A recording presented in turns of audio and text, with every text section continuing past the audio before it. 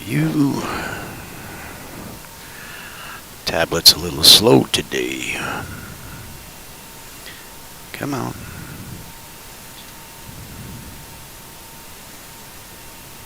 Give it up.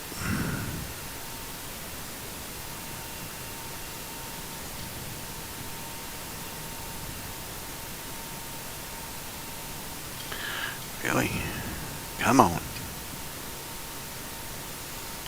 Close everything here. Close all that. Let's try that again.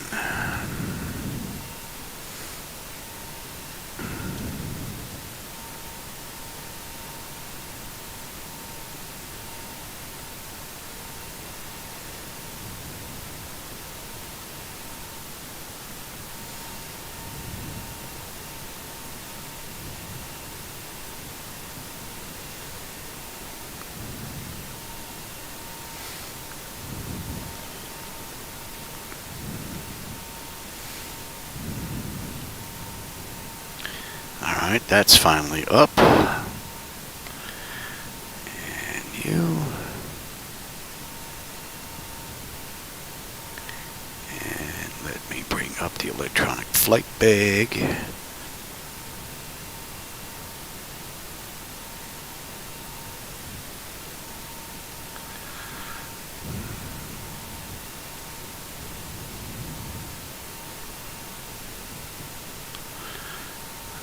Why is it not on my list? Let me close that and try this again.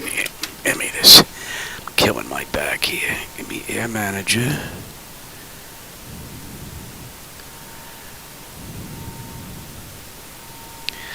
It's being difficult today. Maybe it's telling me to shut down.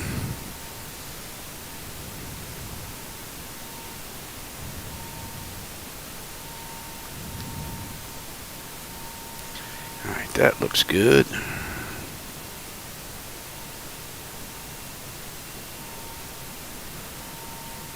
Come on. Wow.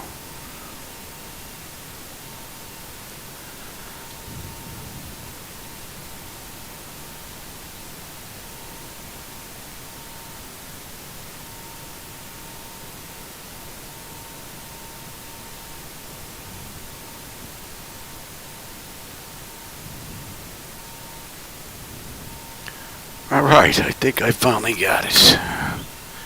That was painful. I think turning on this tablet was worse than setting up the entire flight.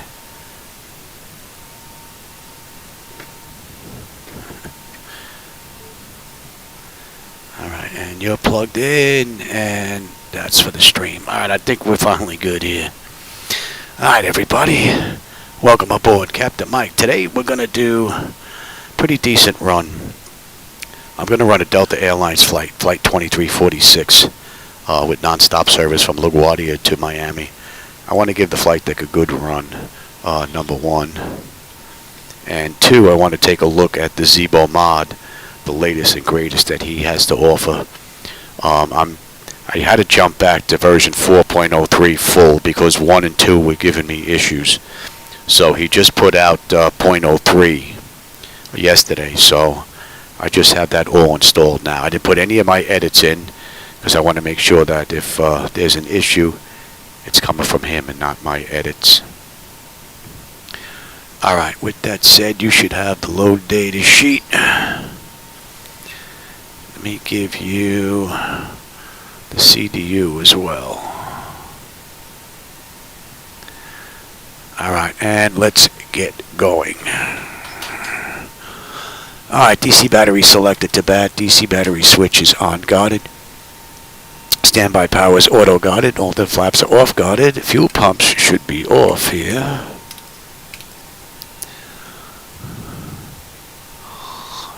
And wipers are set to park. Hydraulic pumps, you guys should be off. I think I left here in a hurry last night when I was doing some testing. Alright, landing gear's down. We've got 3 green. We have 3 green on the aft overhead.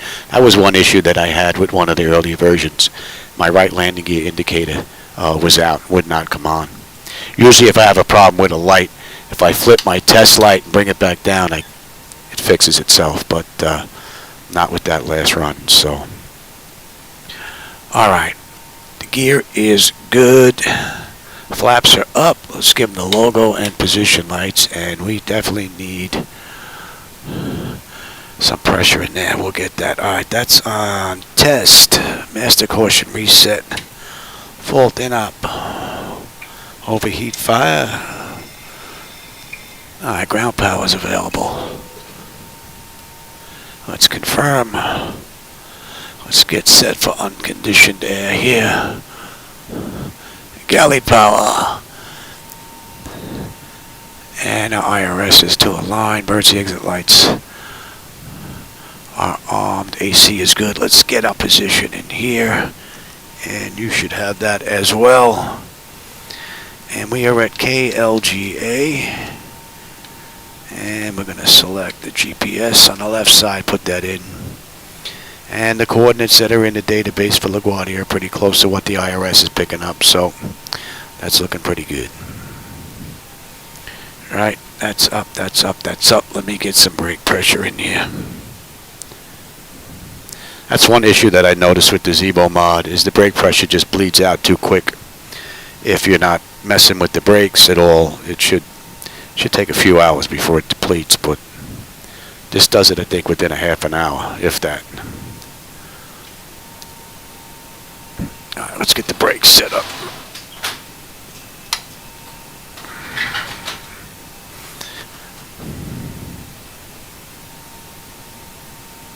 All right, that's good.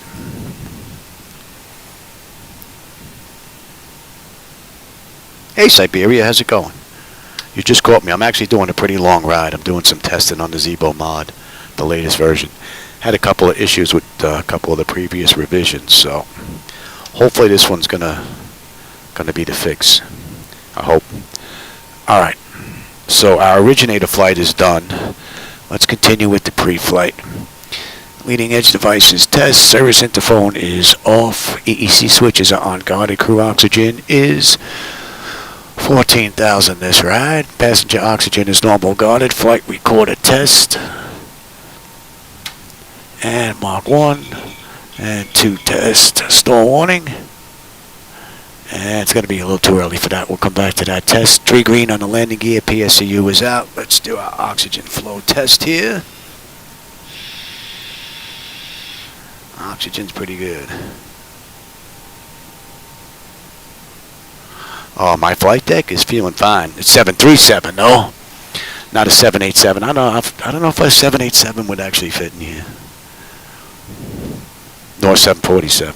But I prefer the nice mix of the older stuff compared to the new. This gives me a nice mix. Too much glass on the newer aircraft. Nothing but monitors.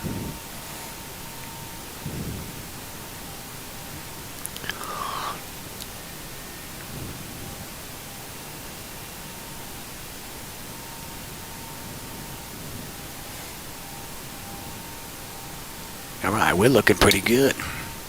Alright, flight controls A and B are on guarded. Alternate flaps are off guarded. Spoilers A and B are on guarded. What's up, buddy? You were a little late. Get in your seat, pal.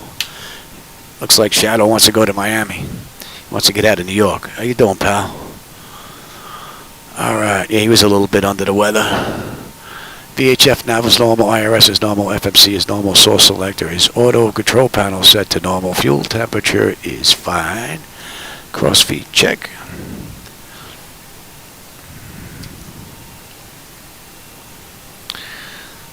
And our fuel pumps are off. AC/DC panel is set. Equipment cooling, supply and exhaust is normal. Emergency exit lights are on. No smoking seatbelt sign is on. Window overheat, we'll run that test. TAT test. Wing and engine anti-ice are off. Electric hydraulic pumps 2 and 1 are off. Oh, let's get some entranceways open in here.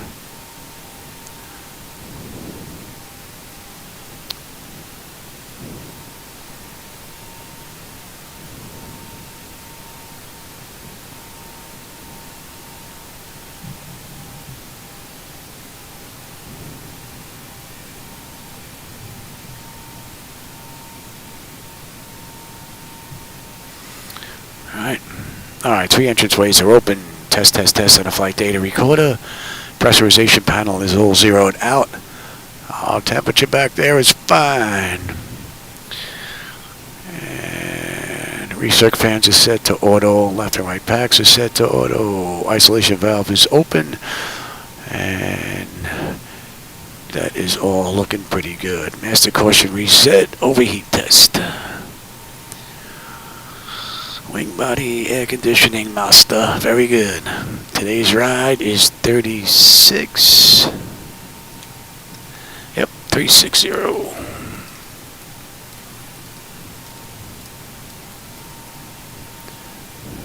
And that is set. Let's check our outflow valve.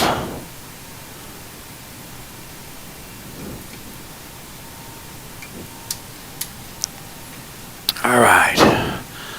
Lights are good, and we'll use the left igniter for this ride. All right, let's do ATIS clearance and then program the flight management computer. Yeah, it may. I hope it's not due to a hurricane that comes through, though. The onboard movie, yeah, it's probably Airport 7070s. What was the name of that? The one with Dean Martin. It's an old airport. Airport 77, Airport 70, something like that. Airport's all socked in with snow. They got a guy on board with a bomb. He blows himself up in the bathroom. So, pretty cool movie. Old one, though. Oh, there you go. That'd be a good one. All right. Let's see. What are we up to? ATIS. Let's get ATIS. It's 125.95. And need my old man glasses here.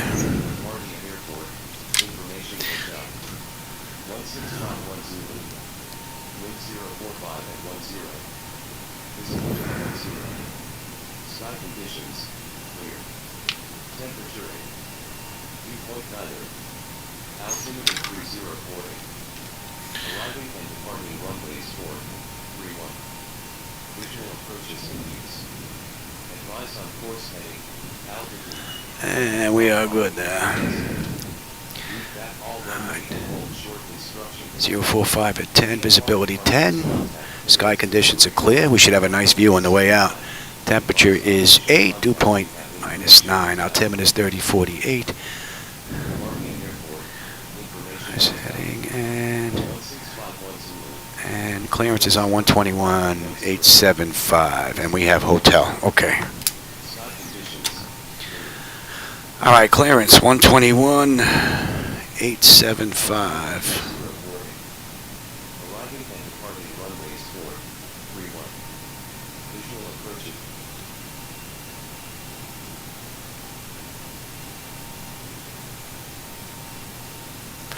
Now I should have XATC chatter working here.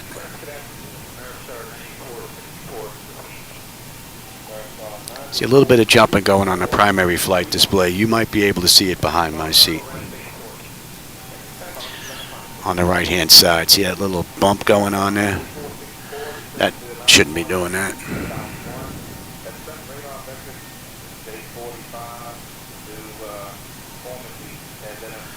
Now it just settled down now, it looks like. Okay. Oh, that's all right. All right, let's get in here, see if we can get clearance.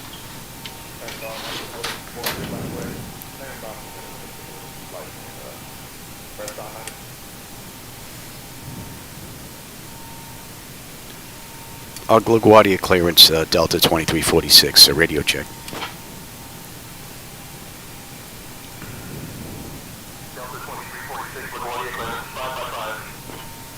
LaGuardia clearance, Delta 2346, looking for IFR clearance as filed to Miami. We have hotel.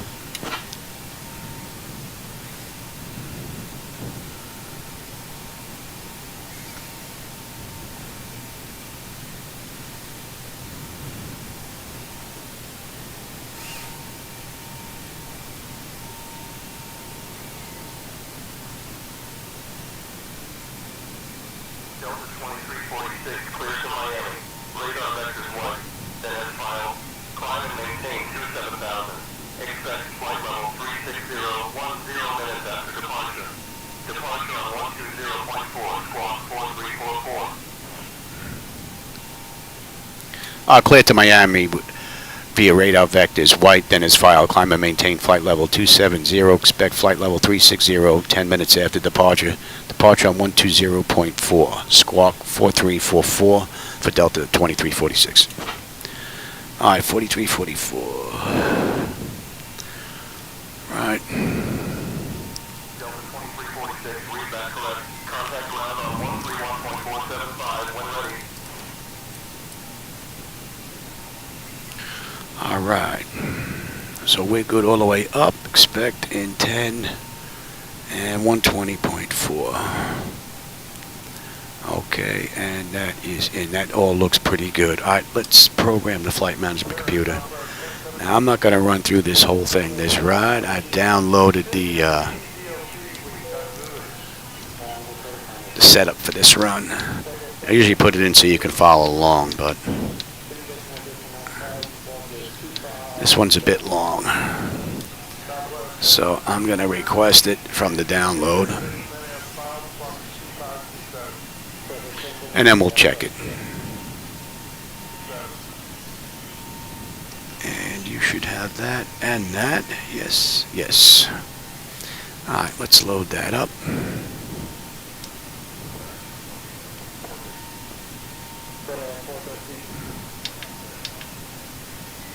So it's got Delta Airlines Flight 2346, runway 13 on the way out. Let's take a look at our departure here. 13, and we're going to be heading direct on the way in. It gave us, and if we take a look, let me bring up the chart so you can see this. I know because I already set this flight up, but alright, 13 direct white, which we had on the front end, and we have, what's that? BNFSH 2? I have no idea how you would even say that. Broken fish 2? Alright, so, and you're using 8 right on the way in, so we're going to set that up so we're running the same ride. And let's have a look. Let's have a quick look here. Direct white, CYN, then Vils. Oh yay. Tripod. Bird, prank, scarp, idols, spoof, dunk, megs, hogue, jury, mogi, wolap, sicken, energy. Now you see why I didn't want to put this all in manually for you.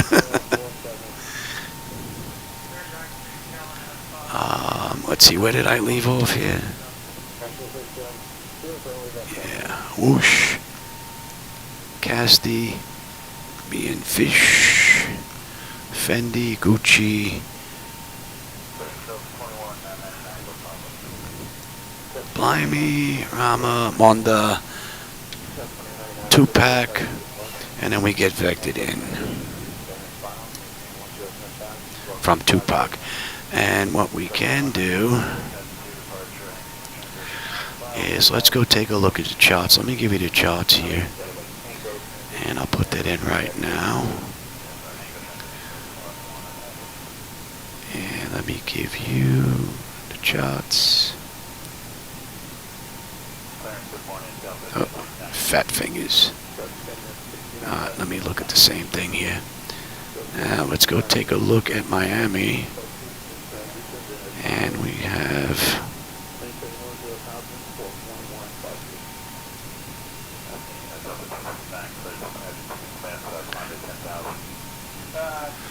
and you can see Tupac is here. Right, and they're using 8 left and right, so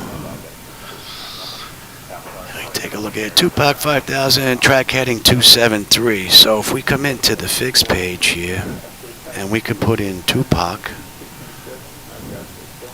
I really should be using my old man glasses, but I'm trying to stay away from them. T-U...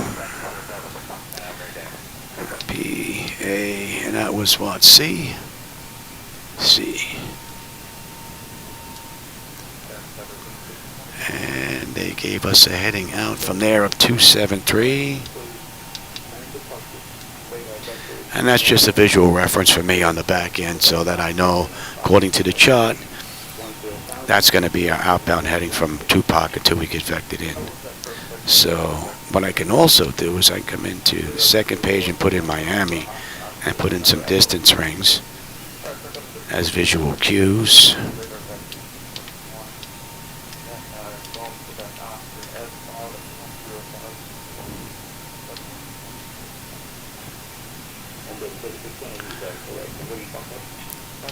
So that looks pretty good. Now, let's go back to, just want to take a look at something in LaGuardia. We're direct white, so not worried about anything there. What do we have on the way down? Where do we get picked up here? Hog, right? We get picked up at Hog. Let's take a look at some restrictions. Wall lap, we should be above 240, which we are. Chicken above 220, which we are. Geldy, 280 at 17. Right, that's looking good. Energy, we need to be below 16. Cast, 250 above 12. And being fish above 11. Fendi above 11. And then was it Romani above 8. Madonna above 6. Tupac we need to be at 5. And then we're going to get vectored in from there. So that all looks pretty good. And if we take a look at, so we had 8 right, I believe.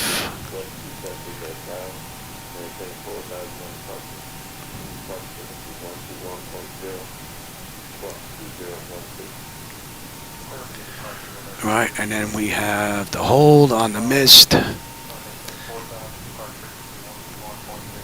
And we are holding at 3.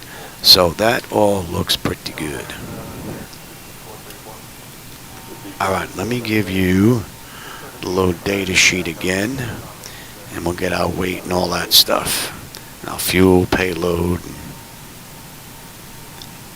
And let me look at the same thing here.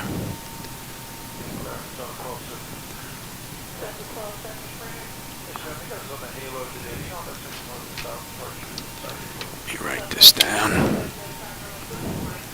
Alright, our payload is 29. Our block fuel is 22.9. Should have a zero fuel weight of 124. Alright, now I have to give you the electronic flight bag. Hopefully this is going to continue to work. Oh, Night Winter Tooth. I didn't see you sneak in here. This setup is so sick. Oh, thanks, man. I flew in the real world a long time ago, but not anymore. I'm on oxygen. I've got some cancers and brain stuff going on. So, yeah, no. I don't think they let me anywhere near one unless I stole it.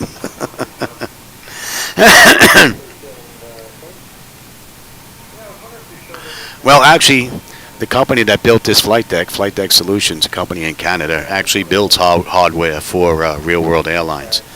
Southwest, NASA, GE, a whole bunch of different companies in the real world. So, yep, this is about as good as it gets, unless you're getting into the multi-million-dollar stuff.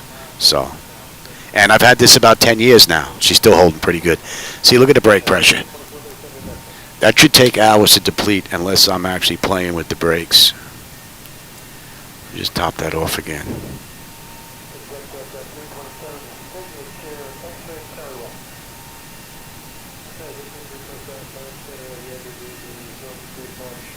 See, that's up by 3 now, up in the green. And it should take hours, but it just doesn't. All right, let me give you... you've got all those numbers. I need that now. I need the electronic flight bag. All right, I'm going to lose the YouTube channel here for a little bit so I can get into the electronic flight bag. Oh, I should give that to you as well. Let me give you the electronic flight bag so you can follow along. Oh, I just lost it here. Hopefully it's going to come back. Sometimes it locks up on the bottom tablet going back and forth. Usually happens on the back end though. So, which I really don't care about. The flight's already over. Alright, weight, fuel, and balance, payload. Alright, this ride, the fuel I said was going to be 22.9.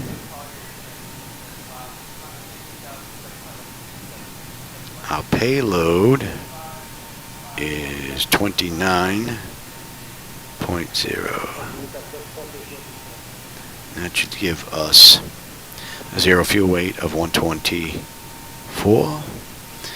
And CG is 24.7. So let's go ahead and zero fuel weight is 124. Let me give you the electronic flight bag again now. The same thing here. And our final reserve this ride is going to be... So the final reserve in the alternate is 5654. We're going to make that 5.7. And the cost index, like I run every ride, is 35. CI is 35. And we've got a flight level of 360 this ride. And let's get our cruise winds. We're looking for top of climb here. And we're looking at 311 at 103.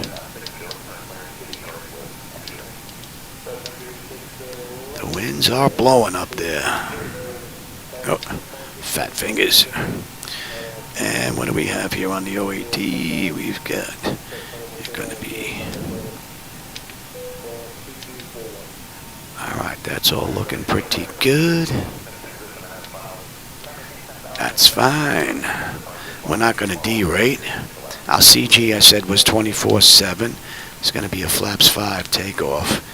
Now, they gave us runway 13. 13 has a downslope of 0.1 with a heading of 134.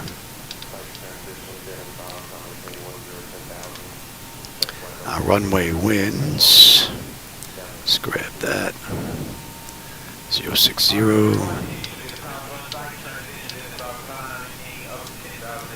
Alright, that's looking good. Well, let's get our descent stuff in here. Since we're already down here, let's see. On the back end, we've got 3001. What are we looking at the average ice? 9.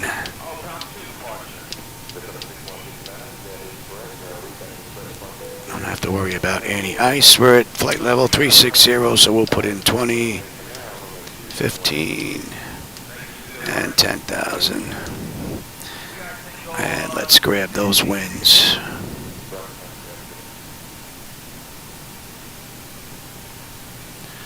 Alright, at 20,000, we're looking at 311 at 10. At 15, we're looking at 018. At 5. And at 10, we're looking at 045 at 8. Okay, that's all looking pretty good. Alright, now let me have one more look at that just to make sure.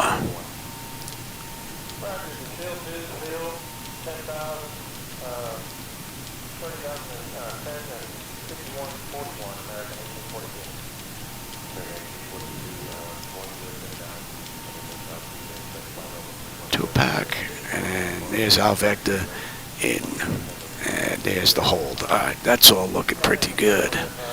Now, let's go ahead and get Our cruise winds, I'm just going to request that.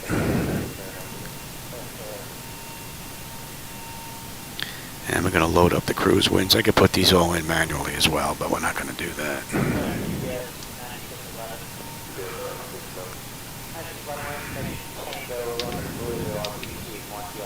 Alright, so you can see all our cruise winds are in here now. And we're pretty much good to go.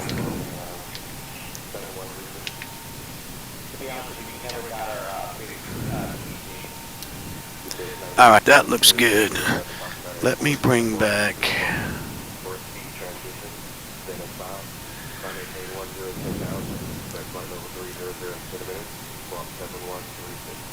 Alright, that's all looking good. Let's get the pedestal set up now. Let me give you... You don't need that. You don't need that. And let me have that as well. Let's go to LaGuardia.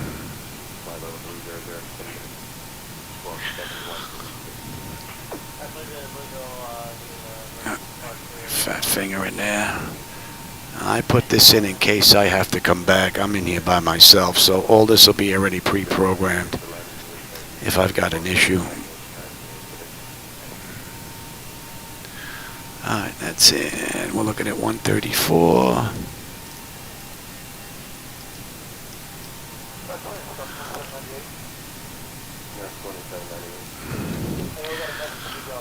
$108.5.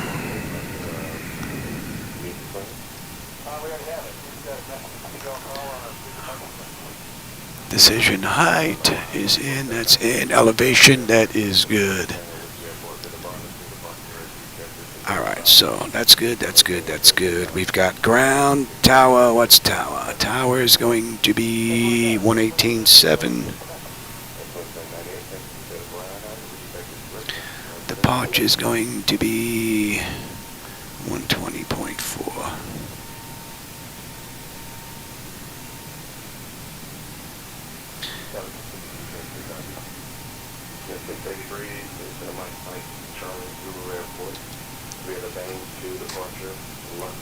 Alright, radios are good. Alright, I'll take terrain, position, data, airport, and station. You can have the slave. I'm going to be on the master. Weather, station, and airport data, position.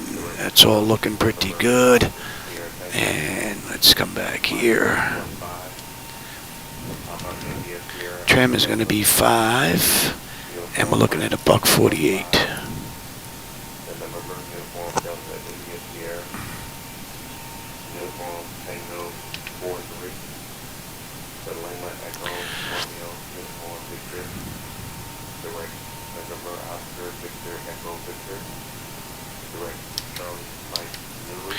And that's good all the way up. That's set. Nose wheel steering is normal guarded. Let's check out displays. And the lower. Auto flight. Alright, our primary flight display. Artificial horizon is level. Ground speed 0.45 on the speed tape. V1 is 136. V2 is 148. I've got a heading of 215. I've got a decision height of 200. Local pressure is 3048. We're cleared up to 27. I have terrain on the nav display. Let's get the standby set up here. 3048.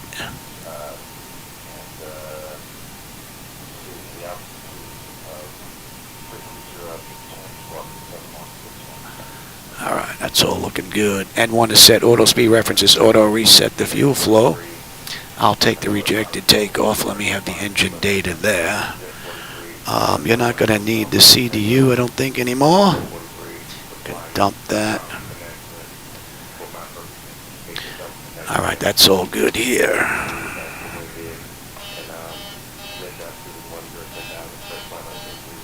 That's all looking pretty good. Trim is going to be 5.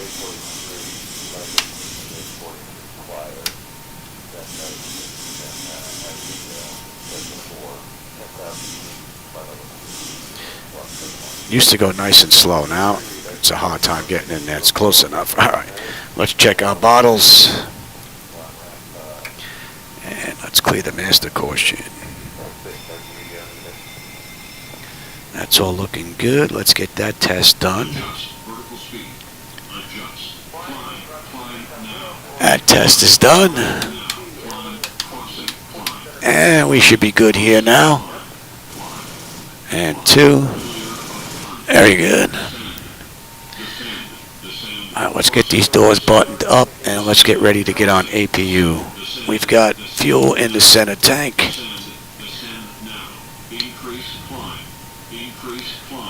And let's get those doors buttoned up. Maintain vertical speed. Maintain vertical speed. Maintain. Right now I don't have my YouTube screen, so if you're typing, I'm not seeing it just yet. Alright, ground services, doors. Let's get these buttoned up. You know what? We'll call for pushback. They can wait for us. Great news, Captain. Your tow's coming. That works. Alright, we're just waiting on APU. The doors are closed. Almost ready to get out of here. Let me grab that YouTube page back here, see if I missed anything. Alright, we've got everyone strapped in. Give us a ring if you need anything. Hey, Skywise Aviation, how's it going? I'm doing pretty good. I have an opportunity to come in here. I'm always, I'm doing good.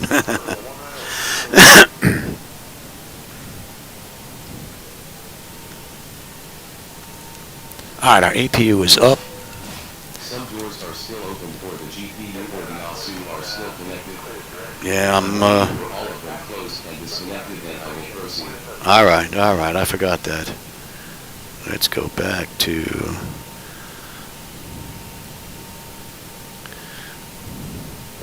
Alright, the doors are all shut. Give me ground power here. And ground power disconnect. ASU is disconnect. Let's get rid of the chocks. Alright, we're completely disconnected here. Don't think I'm going to need that anymore, so I should have YouTube back, and I don't think I'll lose you after this. Oh, where'd the page go? Completely closed YouTube. I gotta come back to that.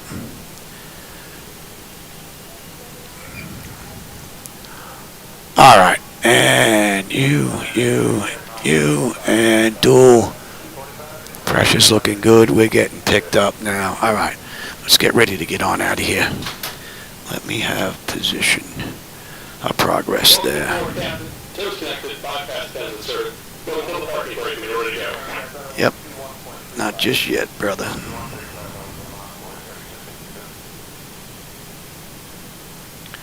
Not just yet. Where are we? We're at gate, what? 74.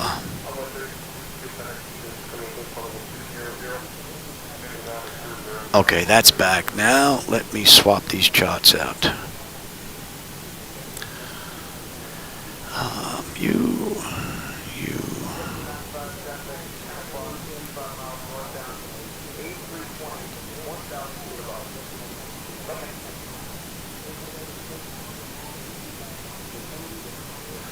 Hopefully you should have a good view there of that whole setup.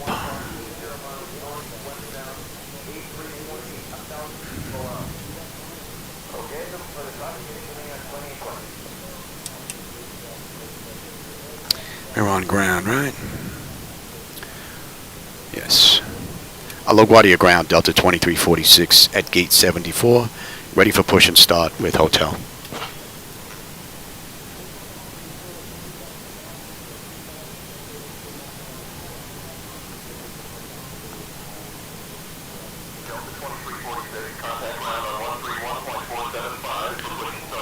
Oh, you're showing ground here, 121.7 here. Alright, 131.475. Alright.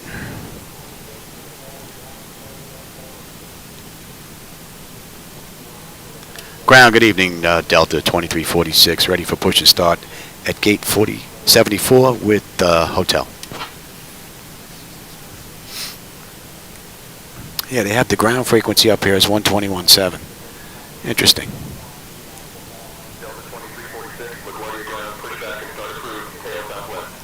Alright, so we get to get on out of here. Let me get that clock going. And let's release the brake.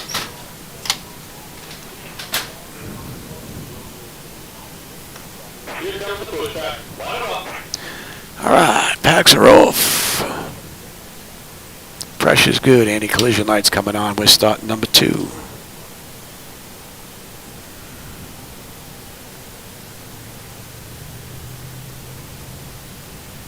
And for those of you that may be tuning in for the first time, the night lighting that you're going to see out there, that's mine. Those are my edits. That's not from Laminar, so if you don't like them, that's on me.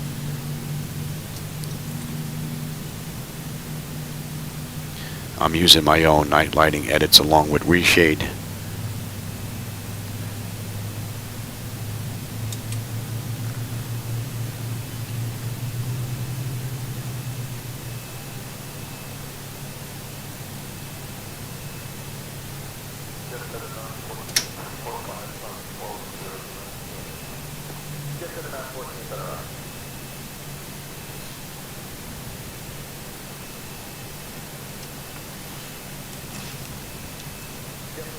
Alright, isolation valve. And right back to auto. Pressure's good. We're starting number 1.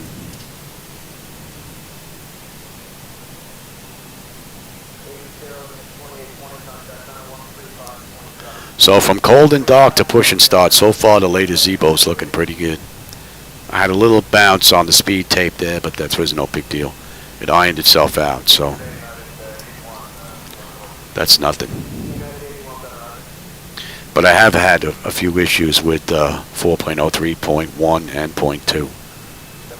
So hopefully those issues are gone with 03.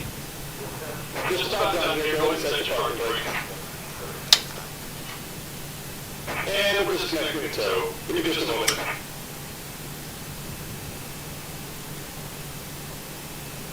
Skyline 3697, report to us, light to moderate.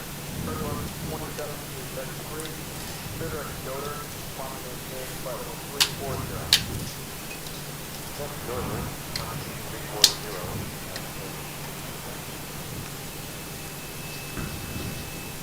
340. Alright, we can have a quick peek at this first half. I don't usually do it.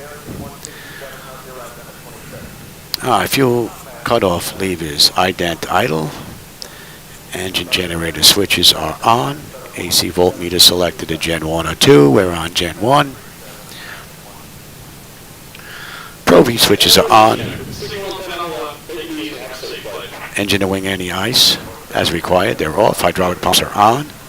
Bleed air, check set. Packs and isolation switches, valves are auto. APU bleed air is off. And engine bleeds are on, which they are. Exterior lights, well, they're out of the way now. Let's get you set up.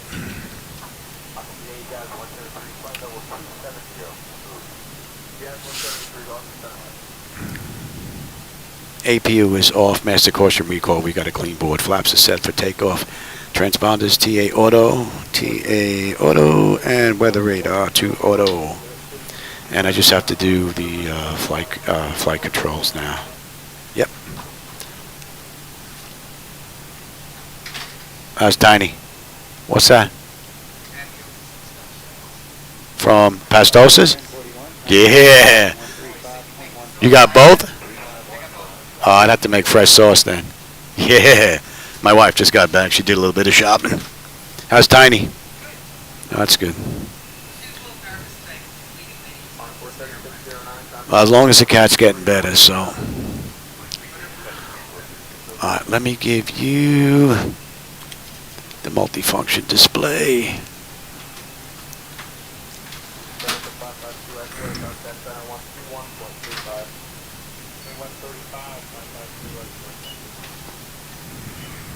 Alright, I will take that back.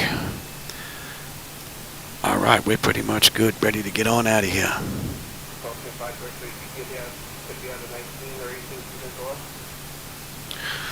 I need my old man glasses here.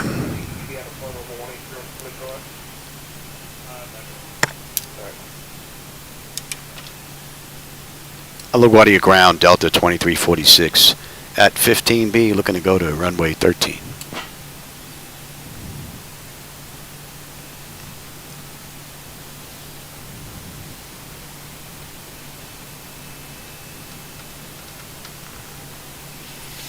Delta 2346, taxi to runway 13 via 15, Alpha, Golf, cross runway 22, then Papa.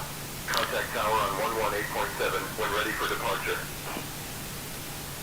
Clear to taxi to runway 13 via 15 Alpha Golf. Cross runway 22, then Papa, contact tower on 118.7 when ready for departure. Good evening. All right, so we are good to go. Let's get out of here. Later, New York. No more good pizza for a while.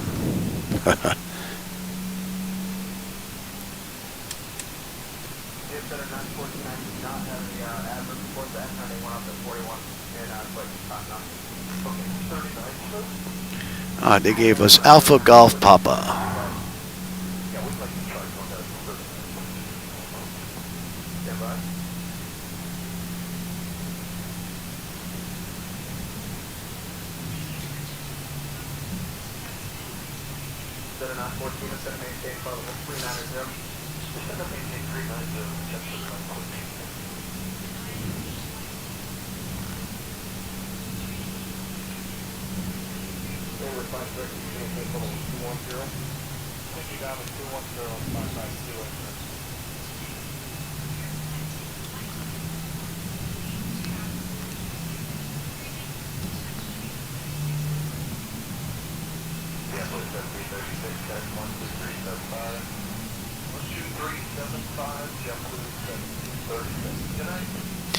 I don't, oh actually I think I left out of LaGuardia once in my entire lifetime living in Brooklyn. I always left out of Kennedy because you never got out on time in LaGuardia. If you wanted to leave New York on time, you definitely did not go to LaGuardia. So, but there was one instance, it was a late flight that I had to do, and I could fly first class on Spirit out of LaGuardia for what it would cost me for JetBlue out of Kennedy. So I decided to fly first class. Whoa, what was that? Hope that was me. We'll see if it does that again. I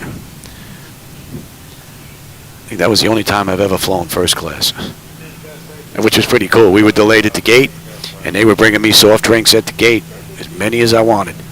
That was pretty cool.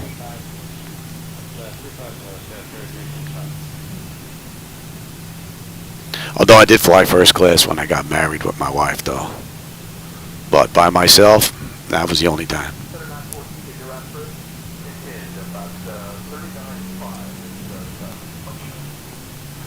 That was a while ago. That was back when you got actual silverware. They're not going to give you real silverware nowadays.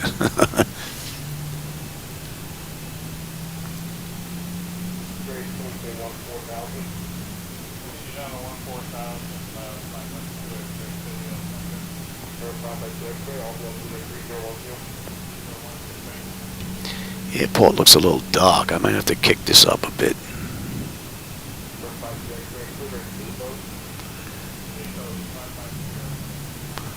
Looks a little dark over there. I think the apron area should be lit up a little bit better.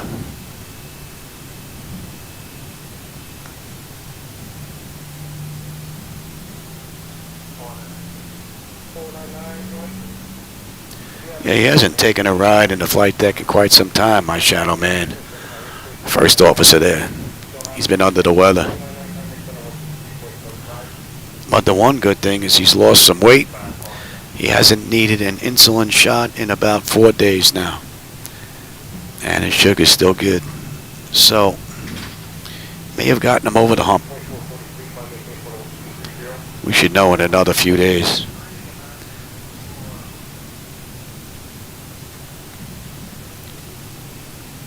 Alright, we're passing double G for G. Yes, yes.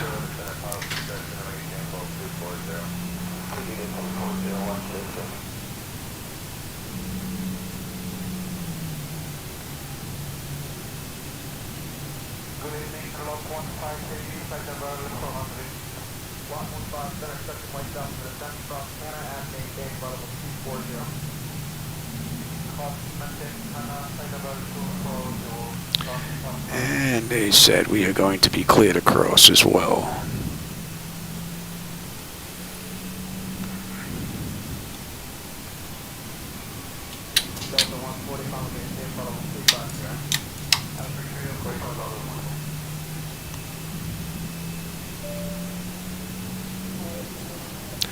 Nobody coming in that way. Get across here quick. Get across here quick.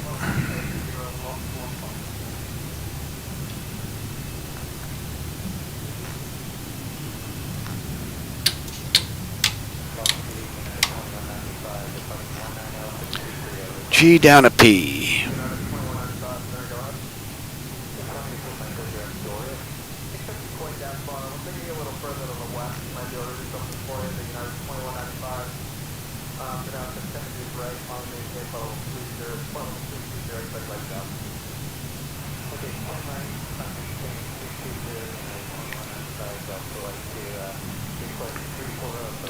Now, let me make sure I got the right frequency this time. See what they're showing there as opposed to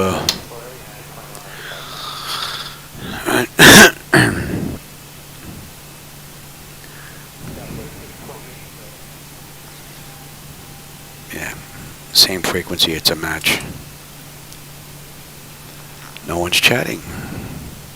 I'll Guardia Tower, Delta 2346, holding short, runway 13, ready for departure.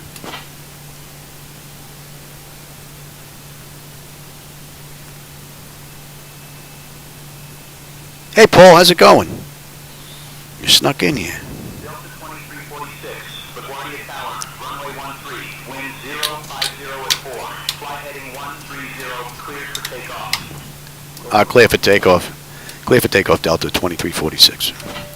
Alright, so that's all looking pretty good. Lights, engine start, select is auto brake, auto throttle, that is UTARA.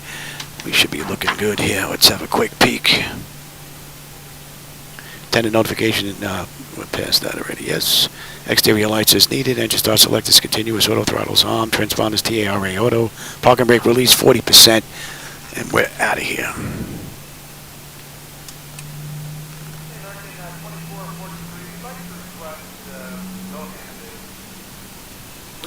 And I don't need that. And we're direct white.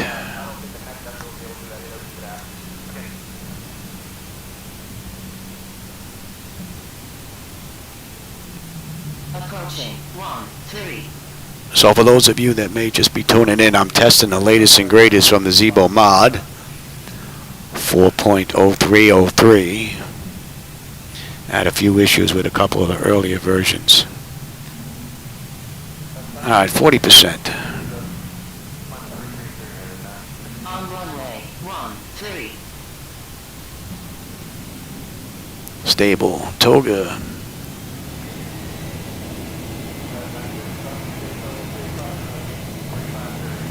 Thrust set. Airspeed's active.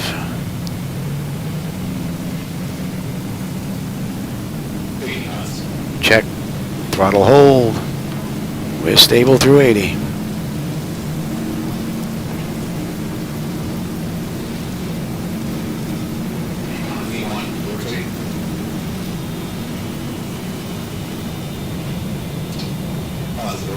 Gear up.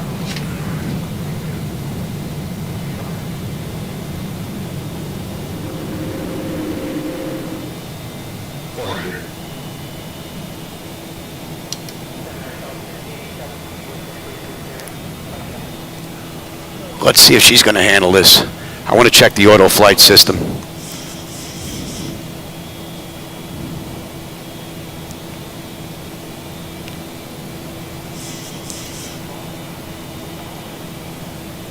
Should have a nice view out that right window. Flaps 1. I'm going to departure 120.4, Delta 2346. Good night.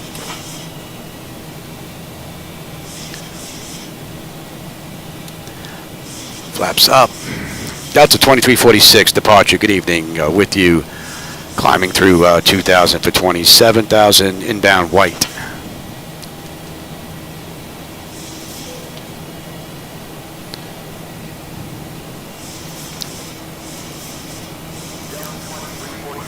your departure. Radar contact. Clear direct flight. Climb and maintain flight level 200. Clear direct white up to flight level 200, Delta 2346. All right, they backed us down some.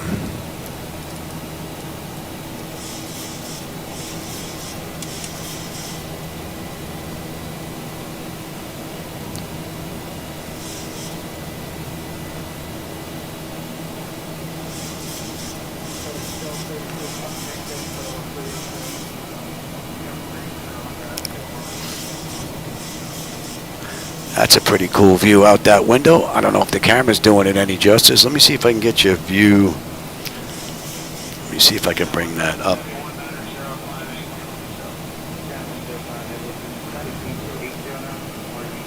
That's a cheapo camera, so it may not look all that great, but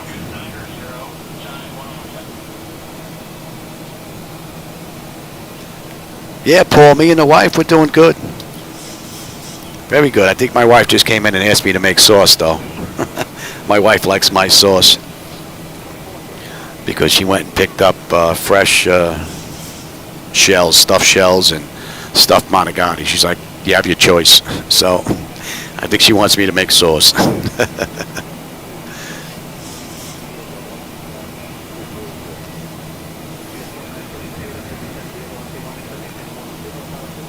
All right, that should be coming into range, and that's 16.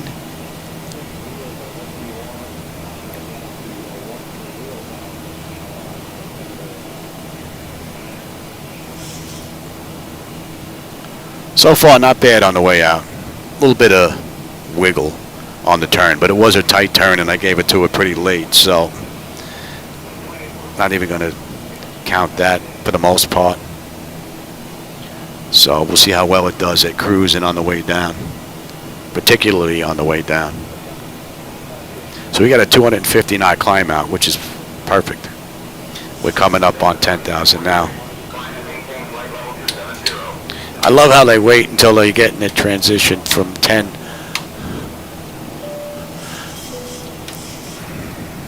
Climb maintain flight level 270, Delta 2348, 46. All right, that's all looking pretty good. We're climbing up nicely, and the temperature back there is looking good.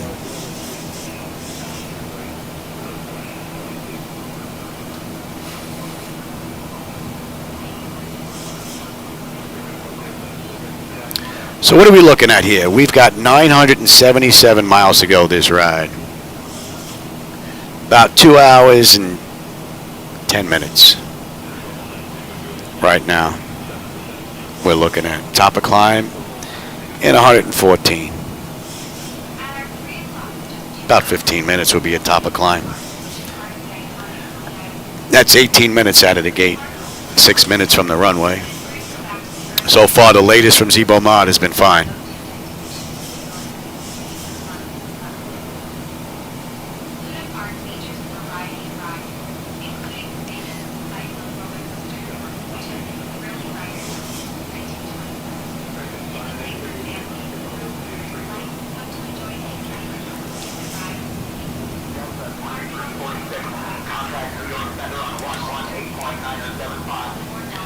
I contact New York Center on 118.975, Delta 2346. Good night.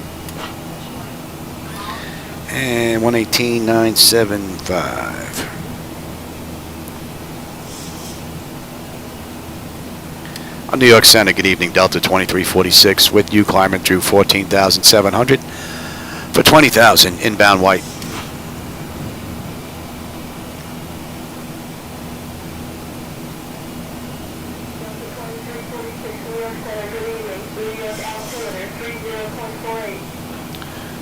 We're looking pretty good.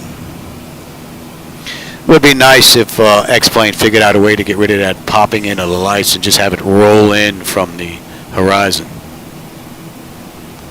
Who knows? Maybe we'll get that fixed when networking updates come out. Hopefully soon.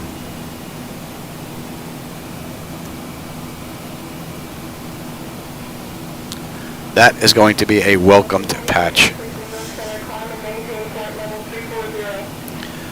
Climb and maintain flight level 340, Delta 2346. All right. Right, they gave us 34, 34. And we're cruising at 36. And we're climbing up beautifully. Oil temperature, quantity, pressure, that's all looking good. EGT N1 and 2. Beautiful ride. Alright, let me stand it. And let's have a peek. Altimeter to standard, and then basically you cruise. It's monitor, monitor, monitor, and then program the arrival. That should be in range. 216, we're looking pretty good. And at white, we should have 20.3 on the fuel. We're at 20.8. Right now, we're looking at 10.2 when we get into Miami. 98 miles top of climb, 960 to go.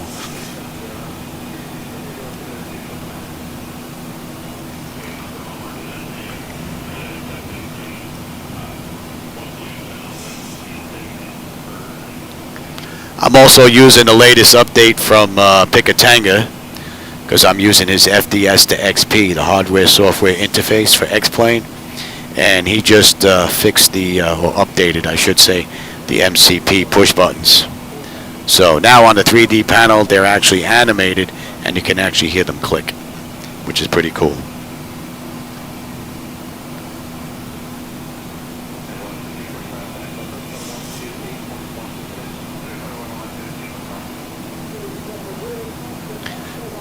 Uh-oh, Escobar's on his way to Miami. I think he's trying to leave the country. Gonna have to notify the authorities, have him waiting in Miami.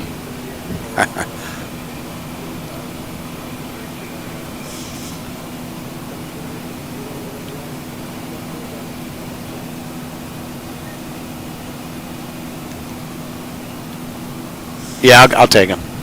Wife just came in with the meds. It's time for my medication.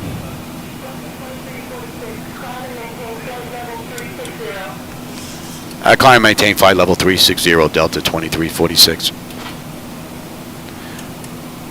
Alright, so that clears us up to cruise.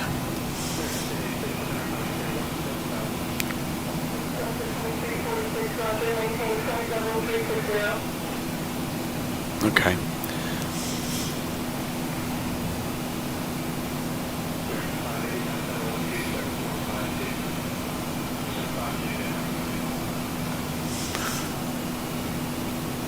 Alright, not much to be seen out that window now, I guess, so let's get rid of the front view and give you back the chart. Let me bring up the charts for me as well.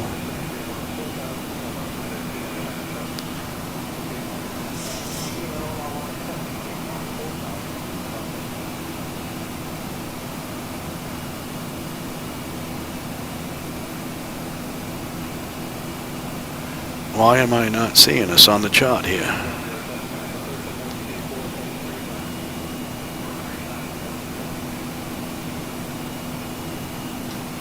Interesting. Where'd we go? Here we are.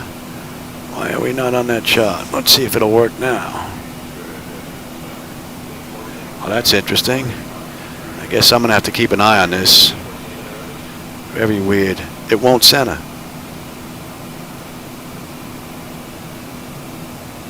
Oh, did it move?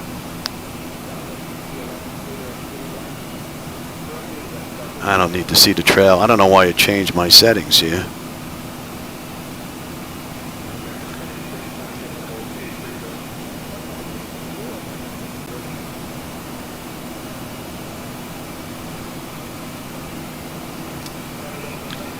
Alright, I think it's good now. Alright, we're coming into CYN, which is what? We should have 19.9 on the fuel? No, we should have 20. We're at 20.1 right now. Climbing up beautifully. And the temperature's good.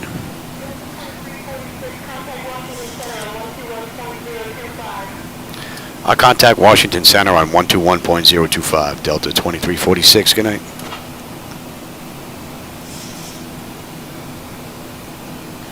Washington Center, Delta 2346 with you, climbing through 27,300, inbound CYN.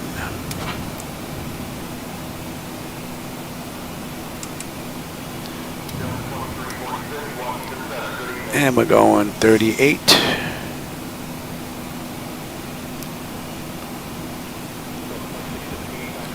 Fuel is right on the money.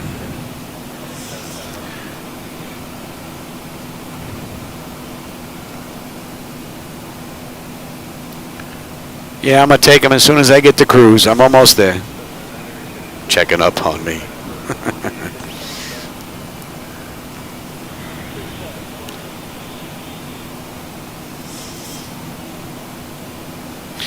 That should be just about coming into range. So what do we have? Another 56 miles top of climb. 9 1/4 to go. And we're looking at 2 hours right now.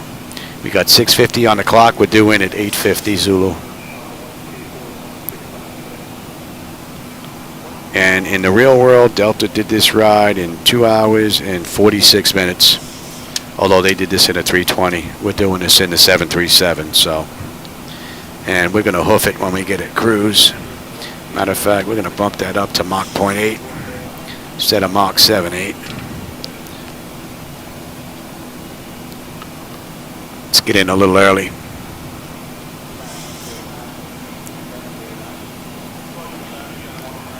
So she seems pretty stable, this ride, so far on the way up. I did have a few issues at cruise on 4.0, was it 01? The first update they came out. A little bit of porpoise effect going on, and then it would lose its altitude and then come back and grab it. And then it would lose it and then come back and grab it. On 0.02, the descent profile was all over the place. So, we'll see if this is any better. I didn't put my 3D rain effect in just yet for the clear flight deck with the wipers. I want to make sure that his setup is good first before I do any editing. So if there's something does screw up afterwards, I know I did it. And it's not on the mod. All right, we're inbound Villas.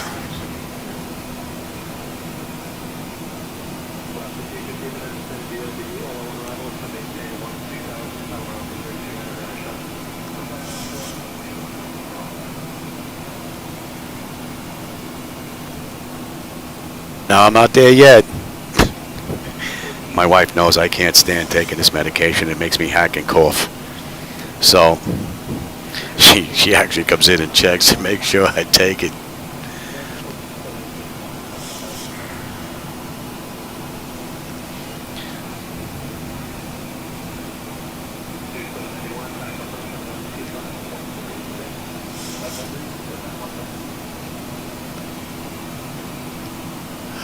All in all, it's been a great run so far. Not much to see, though. And again, those of you that may have viewed those night lighting edits on the way out, if you didn't like them, that's on me. Those are my edits. That's not on Laminar. But if you do like them and want to give them a try, there's a link down below. And you can use it with or without reshade. There's a couple of versions in there. I left a couple of older versions in there in case they didn't want to use the night lighting that I'm using now. I put a separate folder in there called Mike's Night Lighting, I believe. So, which is the latest that I'm using. And then there's a couple of older versions in there because a few people asked me if I would just leave a couple of old ones after I took them out because they preferred that with their monitors. So, there's a few in there for your choice. But if you want the ones that I'm using, it's on the Mike subfolder in the download. All right, what are we looking at here at Villas? Villas 19.1. We're at 19.4. We're climbing up beautifully.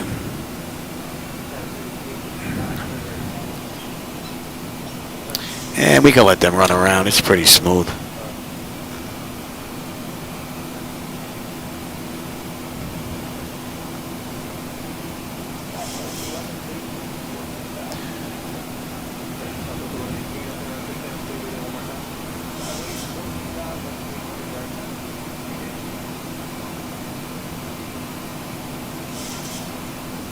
All right, so we're just getting ready to leave New Jersey now. And gonna head on over to, what's that, Delaware down there?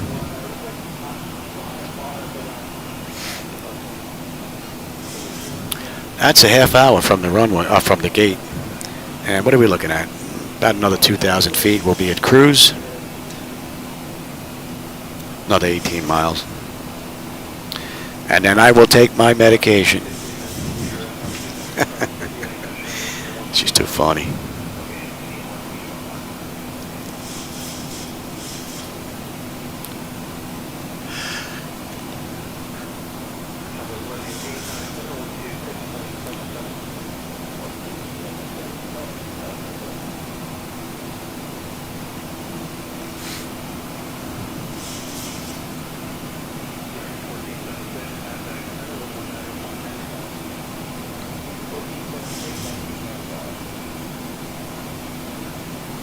All right, we are closing in on cruise altitude. As you go. And that's 31 minutes from the gate. Not bad. And this flight will be running real time. I don't kick up the time frame on it. 19-1, 19-1, right at Villas. Still holding 10-2 when we get into Miami. 883 miles to go. And the temperature's nice and comfortable. Oil temperature, pressure, quantity, all that's looking good. EGT and 1 and 2 vibrations. All in all, great ride from cold and dark on up to cruise.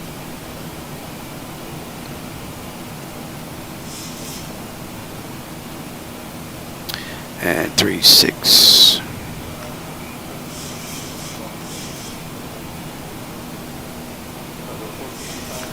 All in all, pretty good run. All right, I'm hitting cruise right now, Dawn. All right, I'm going to go take my medication. I will be back in a few minutes. We're looking pretty good here. Hopefully I don't get handed off. I'll be able to hear it back there anyway, but I'll be right back. Medication time.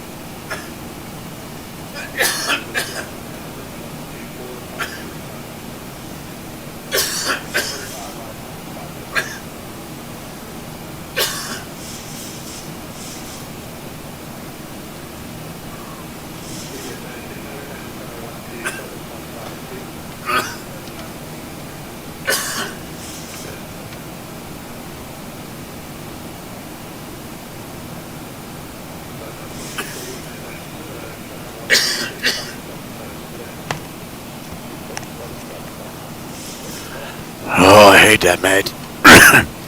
Now it's really warm in here.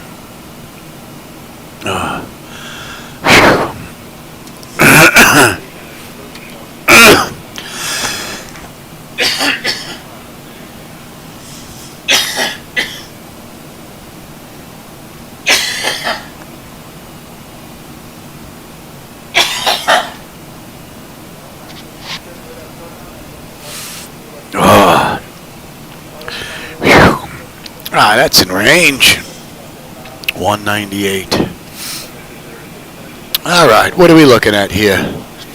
We got 725 miles now to top of descent, 8:55 to go. Top of descent is at 8:25. It is 7 o'clock right now, so we got an hour and 25 minutes to top of descent. And about an hour 50 minutes before we get in. That gives me 2:25. They did this ride in 2:46. We're 20 minutes early right now.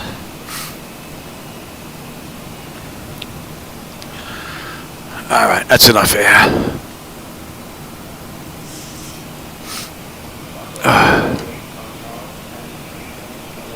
Oh, now my nose is gonna run. I'll be right back.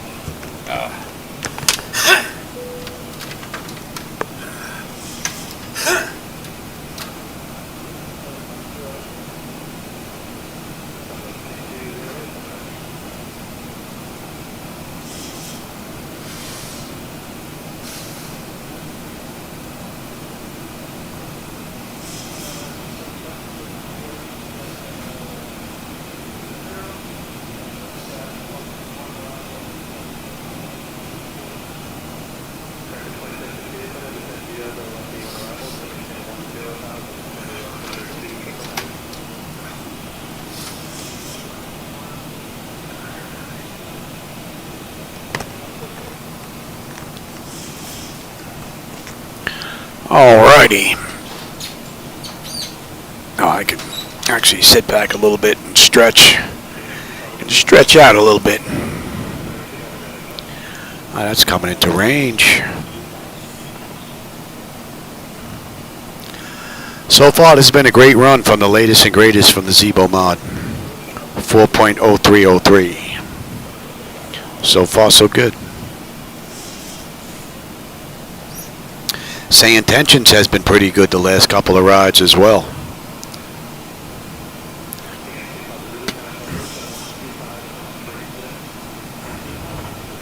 Oh, hey, R89.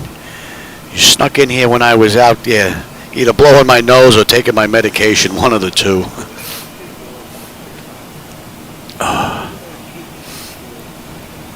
What's up, pal? You stretching? Changing positions. I don't know if the camera's picking them up. My first officer's right here. Hey, pal. How you doing, buddy? I don't know if it's picking him up. My wife and I have 6 cats here. Let me turn this on. You might be able to catch a view of them right here. Yeah, buddy boy. We have 6 rescue cats in the house that we found in the backyard. Out of the 6, he's the only one that's allowed in the garage where I have the flight deck. Because he's the only one that figured out when he got yelled at that he's not allowed underneath the flight deck where all the cables and wiring are and the linkage. So the other ones, they all got thrown out. They couldn't figure it out. So he's my first officer shadow.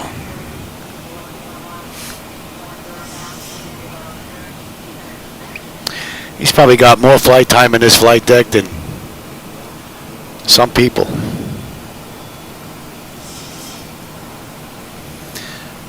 .52 knot crosswind, just about nice. Going to swing around to the back of us now. And we're going Clipper 226.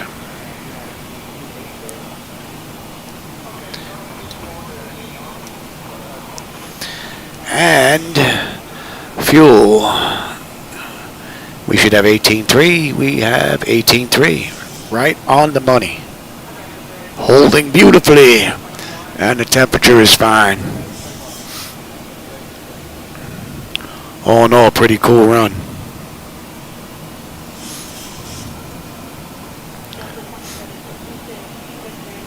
And we're inbound Cripple. So we'll be leaving Delaware here shortly.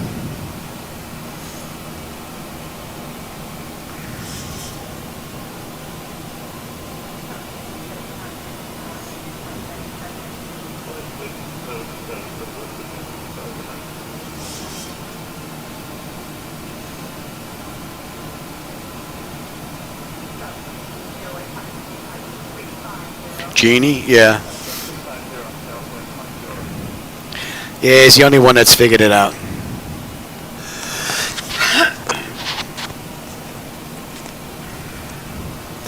Yeah, I could definitely feel my throat today. Oh, there's nothing to see out there now.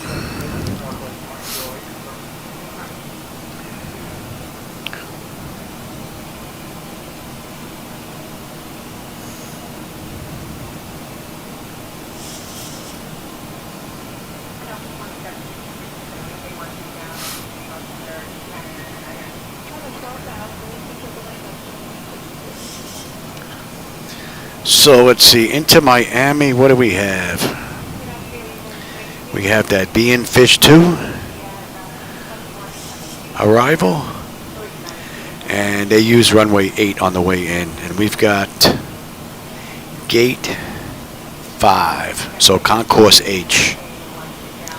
So from 8 right, we got a little bit of a taxi. That should be coming into range now.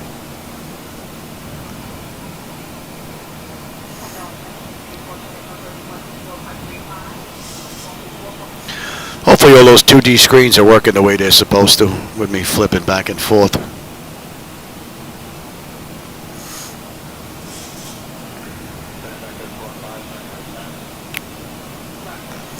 Can even give you an idea. I'll give you the CDU for a second here. Give you our progress page.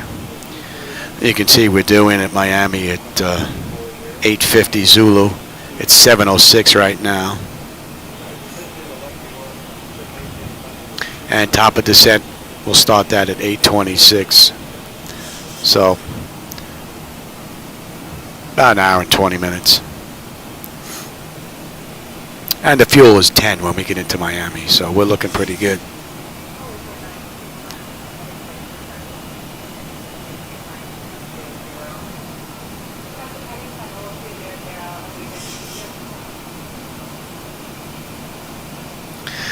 Is there a way to see your PC task manager, see how much RAM? Yeah, I've got 62 gigabyte of DDR5 RAM. I would actually have to drop out and go into Windows to do that, so.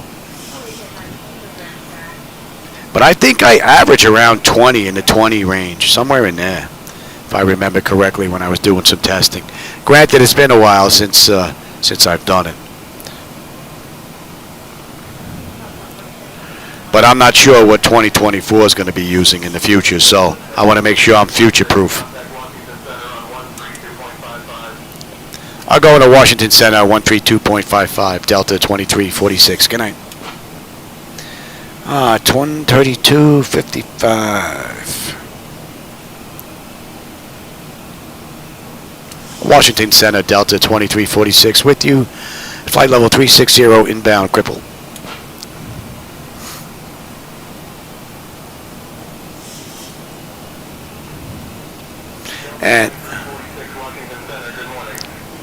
And I haven't noticed any weird porpoising effect going on so far at cruise.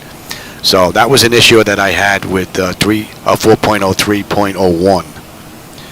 And then 0.02 gave me that weird descent nonsense going on with the descent profile just all over the place. So that should be in range, and 225. And at cripple, we should have 17.6 on the fuel. We're 17.9 right now. 10.1 when we get in.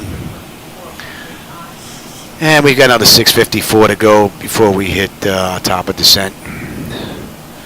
So, all in all, beautiful run from the mod this go around. Oh, you saw that ride, yeah. Yeah, a little weirdness that was going on there, a couple of those setups. So, hopefully he's got that all straightened out and we're back to being golden again.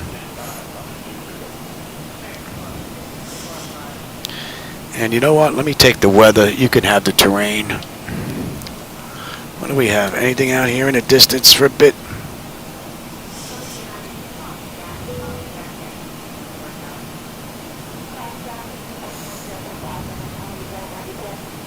It's a bit breezy down by us here in Florida, though. weather's looking pretty good. And what do we have up next? Bird is buck 4. And we're going to 201. Fuel's right on the money. Right on the money. N1, N2, EGT, oil pressure, temperature, quantity, vibrations, all looking good. And we are looking good, and the temperature is fine.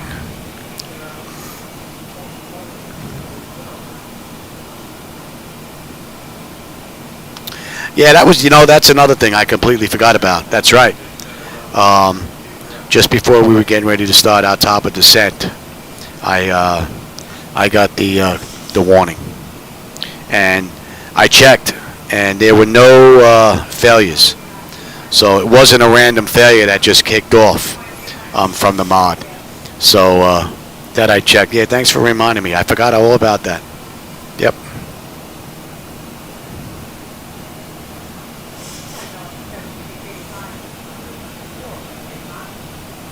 All right, we're inbound Big Bird. Let me have my charts back here.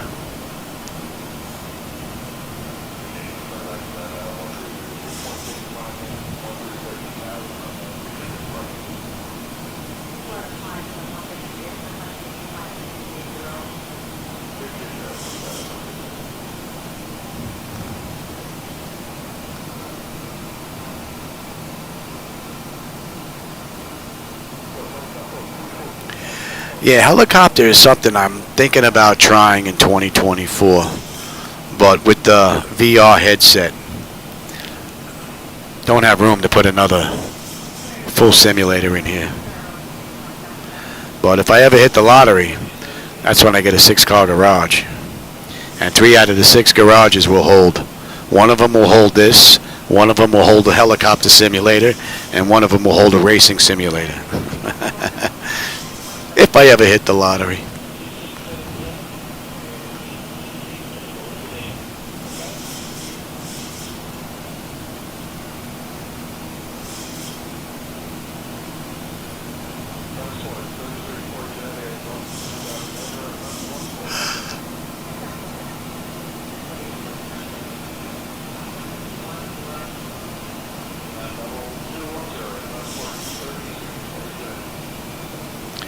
Would my riffs still work? I have no idea.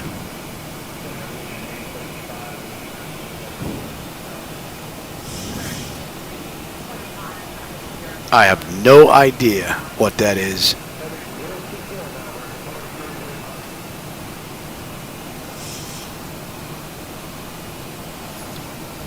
Pat 738 just picked up a helicopter set not too long ago, and he really likes it. He had the little chair set up with the cyclic and everything. I have the website written down on paper, so if I do decide to go that route, I'm more than likely going to go the same route he went, because he really likes that setup.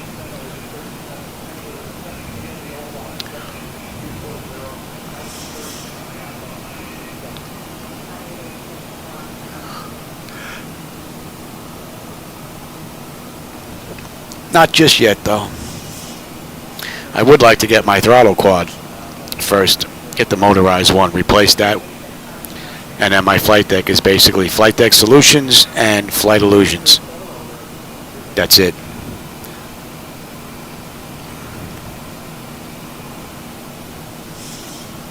That should be coming into range now.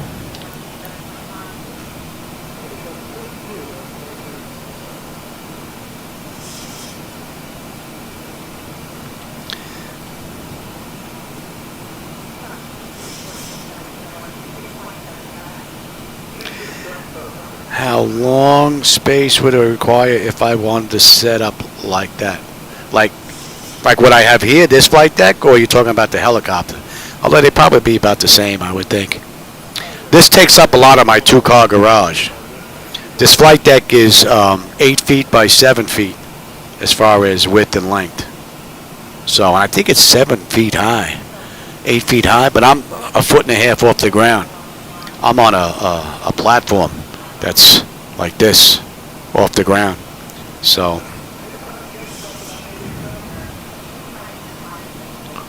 But with the monitors and everything, it's probably closer to, well, this is what, 20 feet wide? I probably have about, it's got to be at least 10 feet, 12 feet width you would need with the monitors. And from front to back, you're looking at least 12, oh, not paying attention. You're looking at least 12 feet as far as length. And that's going to be real tight if you have to do any work in the front. So I probably have about, if I took that monitor and that stand out of the way, I probably have about 4 feet so I could really get in and do any real work that I have to. So the sides, there's really no work to do other than swapping out monitors. So that's not that big of a deal, but it's really in the front.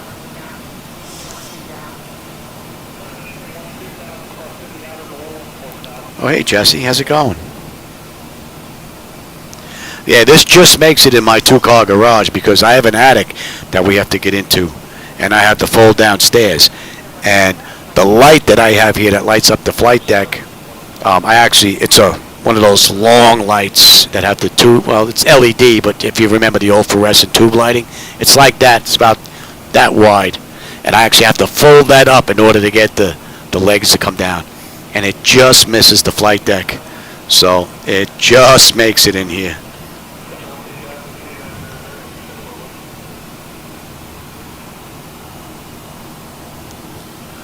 What are we looking at? We're under 600 miles now, top of descent. 595 and 724 to go to Miami. It's 716 and 827 is our descent time, so about an hour and 15 minutes, 10 minutes, hour and 10 minutes. We'll start our descent, and that'll be 2 hours and 2 minutes from the gate.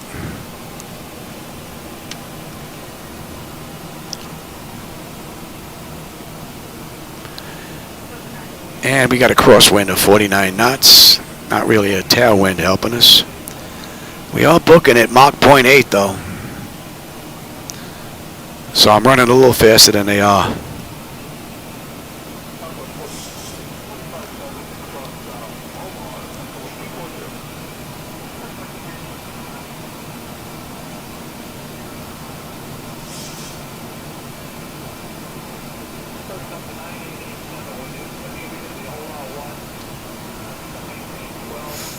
Oh, looking out, you want to look out the side of my flight deck? There is a video that I put out where I did a little walk around.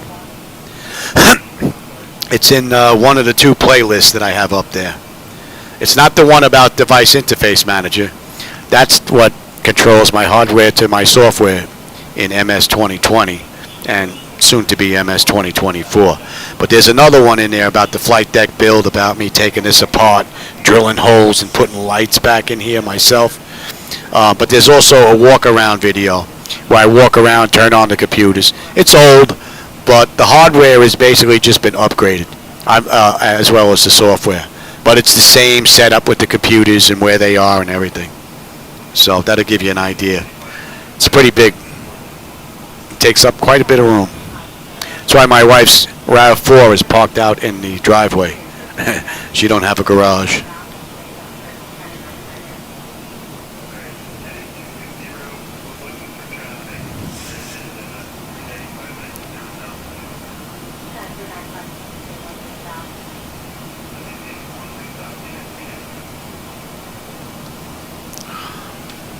Actually remembered to bring my old man glasses in here for once. Hard to read the text on here.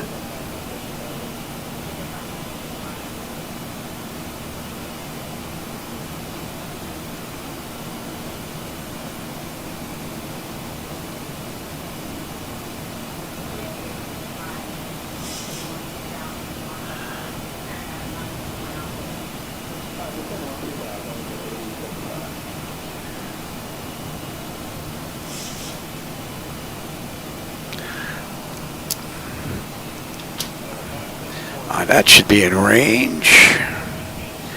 And let's see, Big Bird. We should have 16.4 on the fuel. We're at 16.8 right now. So we're looking pretty good.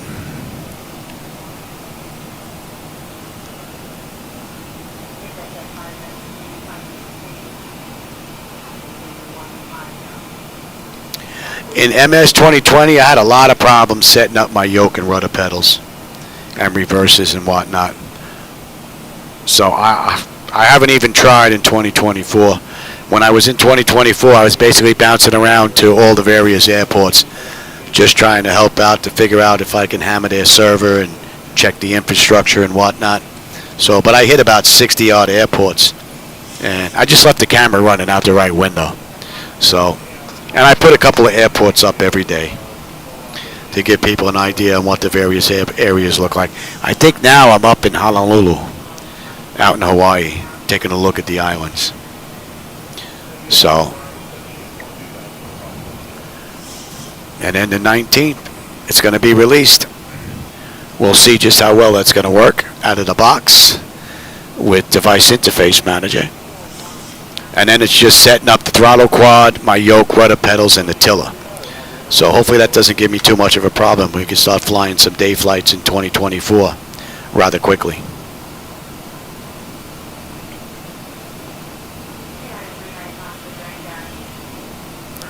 Well, I have what was installed, but if you can't connect to the servers, it's just not going to run. So,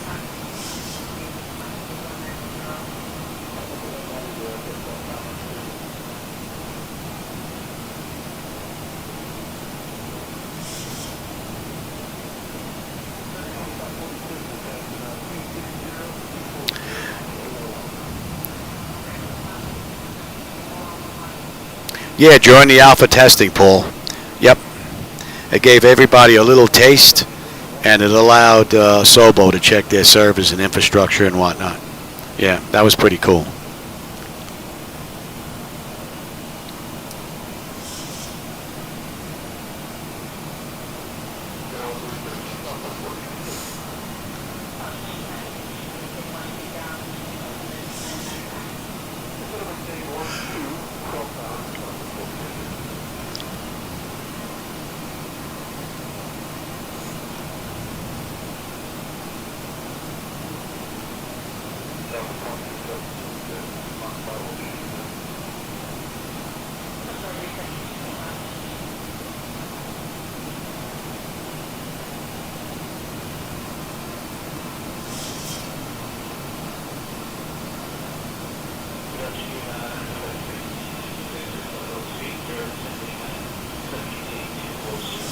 Yeah, when I first purchased 2020, it was on day one.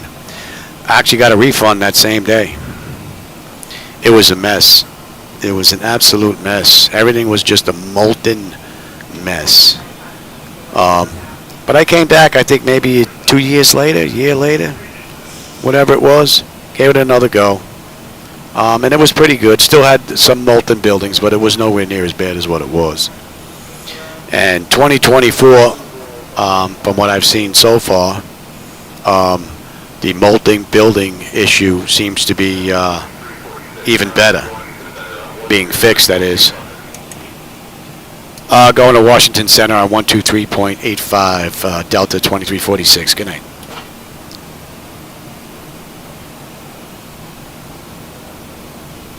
Washington Center, Delta 2346 with you. 36,000 inbound Big Bird.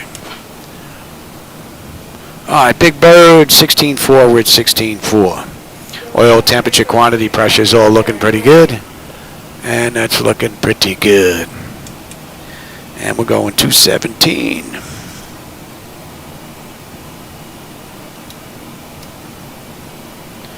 And we're inbound prank.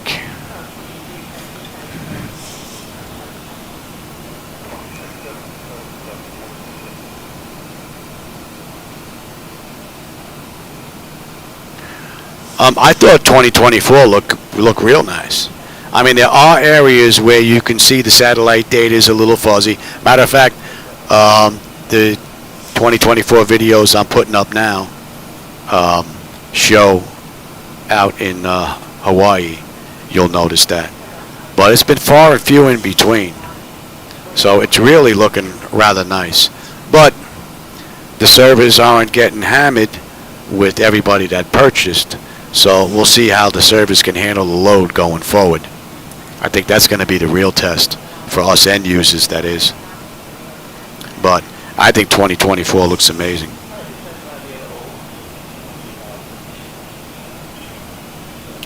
That's one of the reasons why I want to use 2024 for my daytime flights and then use XPlane for my nighttime flights, because I prefer XPlane at night with my night lighting edits and reshade. And the clouds in 2024, even in 2020, look amazing. They're far superior to what XPlane has. Sorry, but that's just the truth.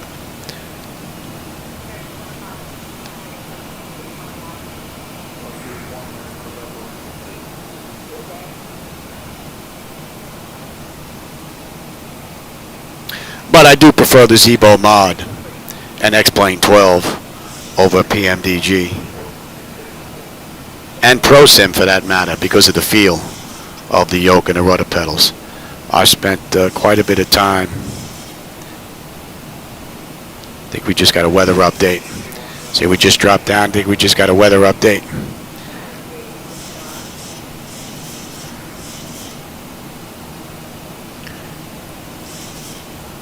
See, now she's doing a little bit of porpoising, trying to get back to 36. Yeah, see, look. You can see on the primary flight display. You can see our altitude. That's what it was doing on 1. 4.03.01. So let's see if that continues to happen or if that was just a weather update.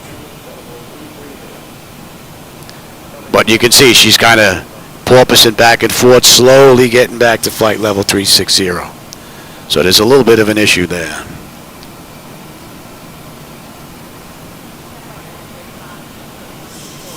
If we get pushed off, she should just be able to come right back down and just level in. I mean, unless we're sitting here running through a storm. So,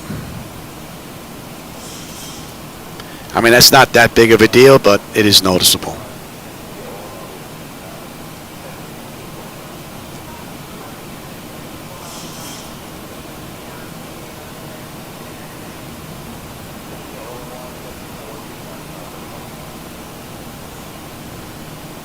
See, now it's about a 10 knot.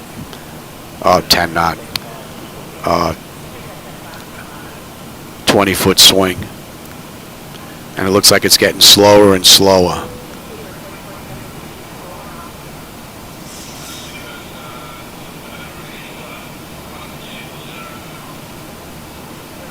Yeah, I picked up the Premium Deluxe only because it has the extra airports. I don't need all the extra planes and all that nonsense. It would be nice if they had another, like an airport version, where you're not getting all the extra planes, but just give me the extra airports. Give us another version, another option that way. Because I fly this 100% of the time. Well, I guess I can't say that. Maybe 99.9. If I'm doing testing, I'll come in here and I'll run this as a Cessna, or like I did in 2024. So, but I'm just running the 737. So, if 2024 had an option of just airports as an upgrade, that would be pretty cool. Because I'm paying for aircraft that I'm never ever going to touch.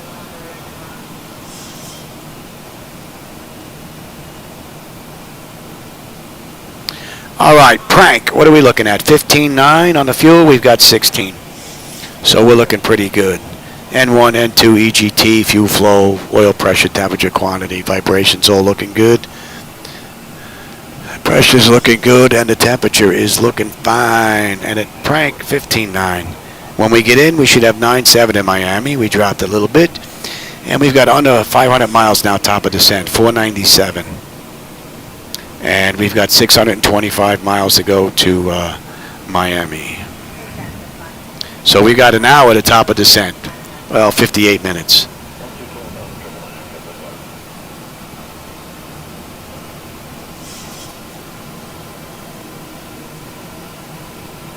ATC takes a little bit getting used to.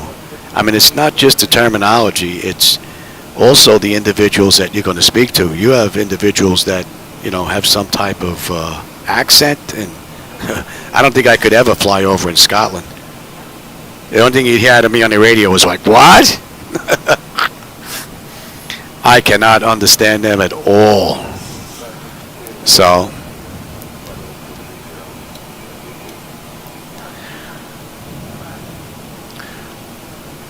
all right, we're inbound Scarp. When did I say? When did we get on that chart? Let's have a look here.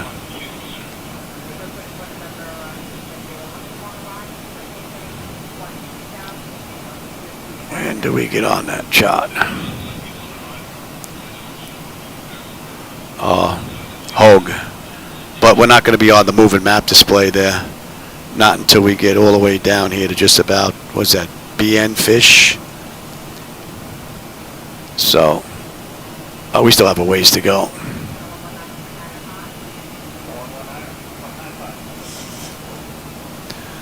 We still have a ways to go.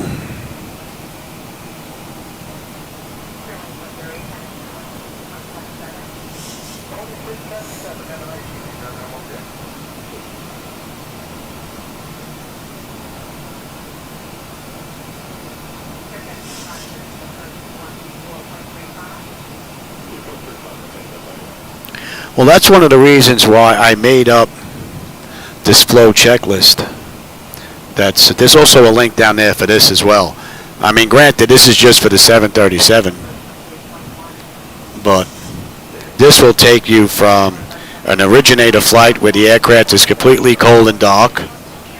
It takes you through pre-flight. It goes just before pushback. You've got your pushback and engine start sequence before taxi. You got your before taxi and then after taxi. We've got before takeoff, and then after takeoff. All three of them are on here because it's pretty short. Above 10,000 foot climb, transition altitude, and then cruise, and then you got your way down here. 18,000, 10,000, and you have your final approach, taxi to the gate, engine shutdown, and then securing the aircraft on the back end. And this was taken directly from the Boeing manuals. So when one of my friends are over here, I put them in the left seat. I sit in the right side. I let them have fun because the tiller's on the left side. I don't have a tiller on the right side. So I let them have all the fun. But we go through this step by step, and they throw every switch, dial, button, and they take it from cold and dark to securing on the back end if we can get a landing in. So, and they basically do everything. I'll point to where the stuff is because they have no idea.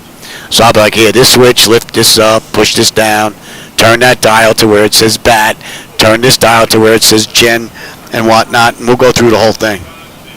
But they'll actually look at that flow, and they'll go through it step by step with me on the right seat, just going along with them. So I had a couple of friends that have done that. Because the first question they ask me is, how do you start this thing? You know, and they're doing this, like with the key. How do you start it?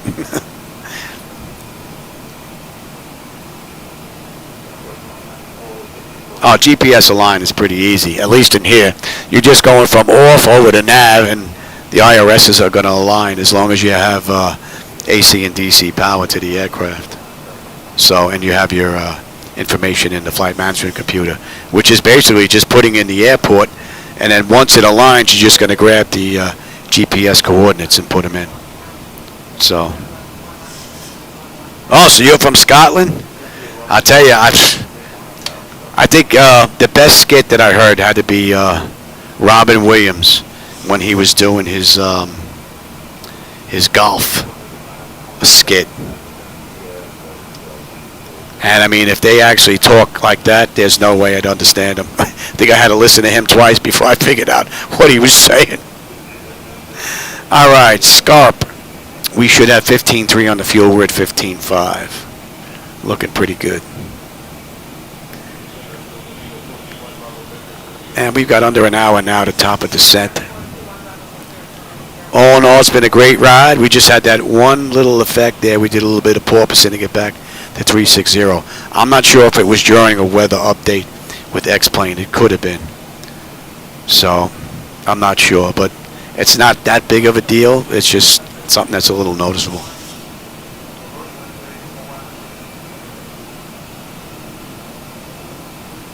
IHOP. See, now I'm going to want pancakes, man.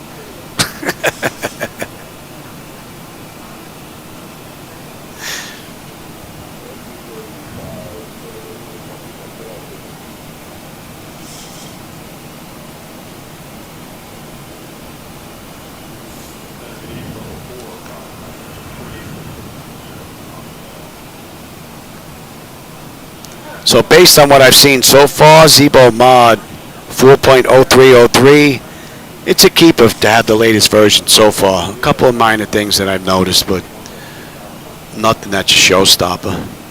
And we'll see on the way down, because that's where the issues were. Let's have another deeper look here at weather. I haven't noticed anything.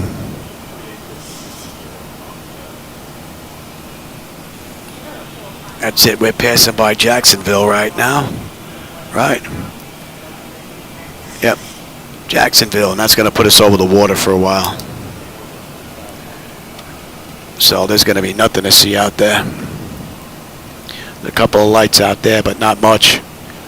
That's going to disappear now. All right, SCAR 15.3, 15.3. We're looking pretty good.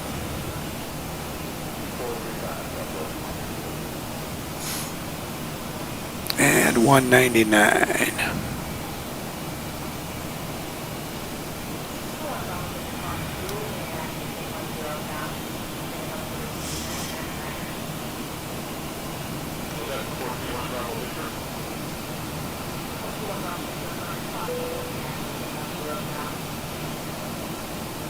On the aft overhead, you should have a off-align nav.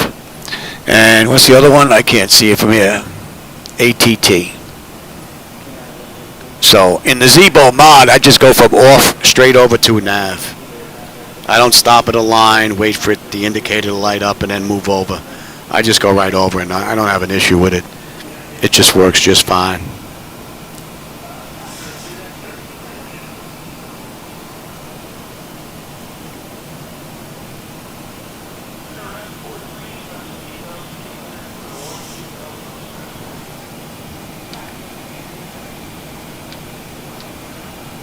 Yeah, Hogue will be coming up next, right?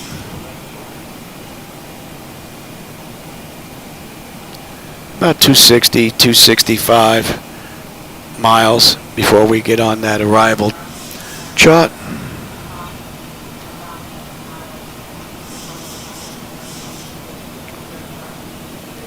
Still fighting a crosswind. It'd be nice if we had a 46 knot tailwind pushing us along.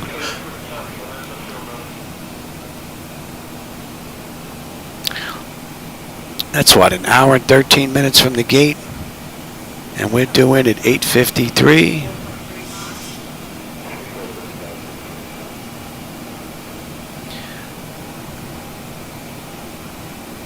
$2:34.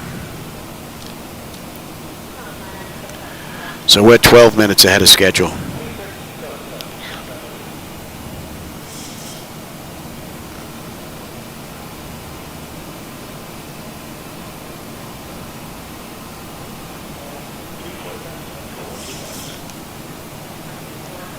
More meds already? What time is it?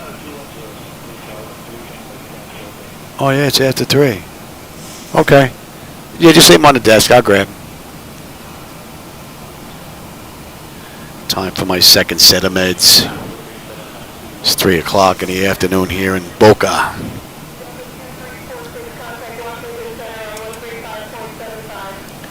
I contact Washington Center on 135.75 Delta 2346. Good night. That's in range. Washington Center, Delta 2346 with you. Flight level 360 inbound idles.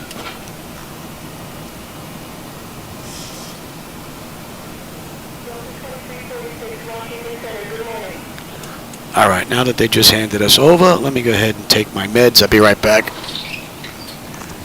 Round 2.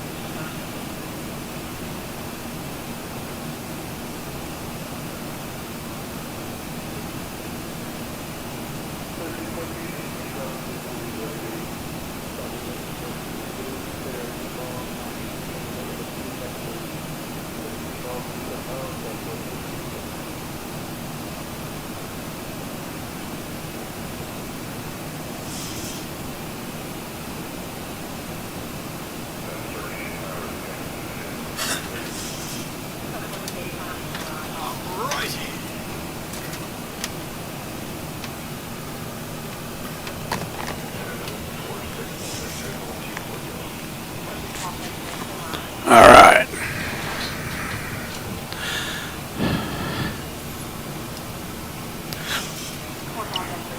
That should be it for the meds until I eat now.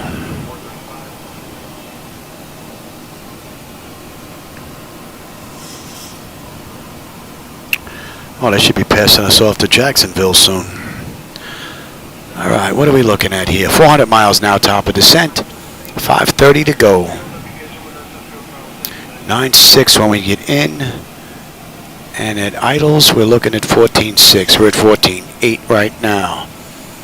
And 1 and 2 EGT, oil pressure, temperature, quantity, vibrations, all looking good. Cabin pressure is good, and temperature is fine.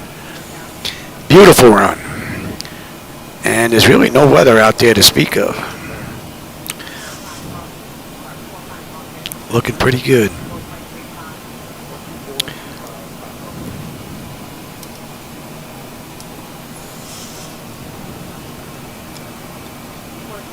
Pretty nice run, all in all.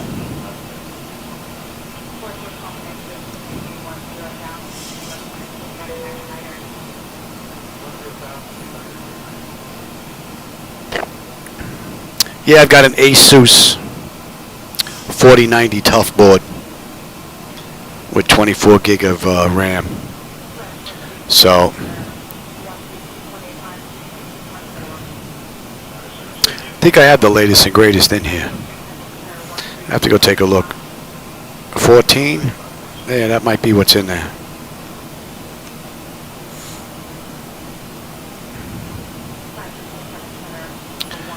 All right, from here we're going to 206.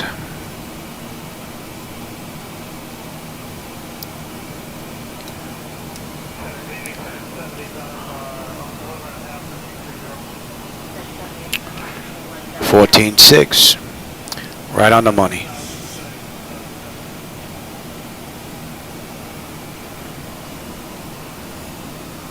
And we got about 45 minutes top of descent.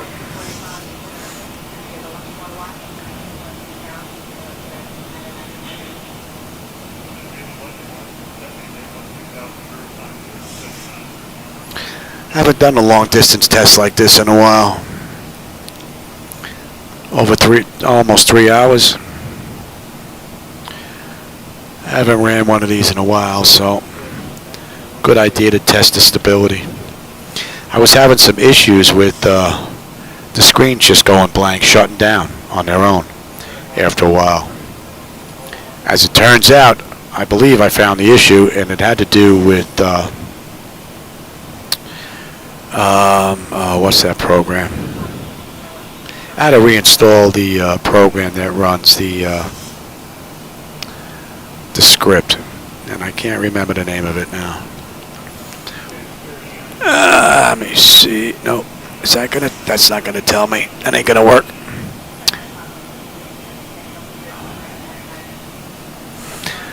Yeah, my brain gets a little wonky every now and then, and I forget stuff. Can't believe I can't remember the name of that program.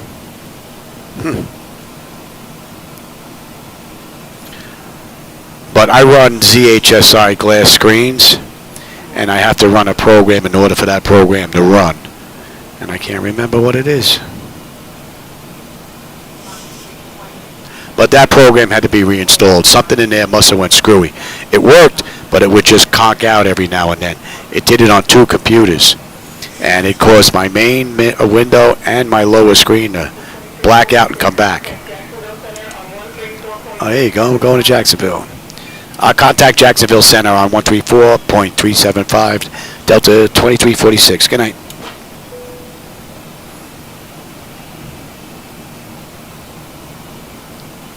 Jacksonville Center, Delta 2346 with you. Flight level 360, inbound spoof.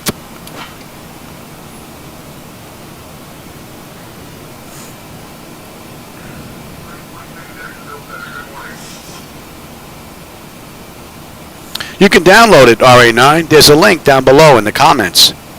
You can download it. It's a PDF file, front and back. So you have it instantly.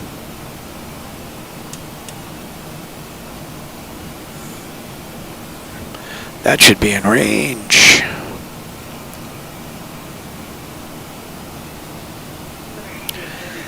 And at spoof, we should have 13.9. We're 14.3. Still got another 30 odd miles to go though. We are looking pretty good.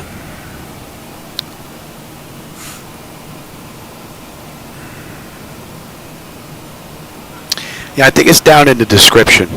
There should be links down there for the night lighting edits. You should see one that says flow checklist.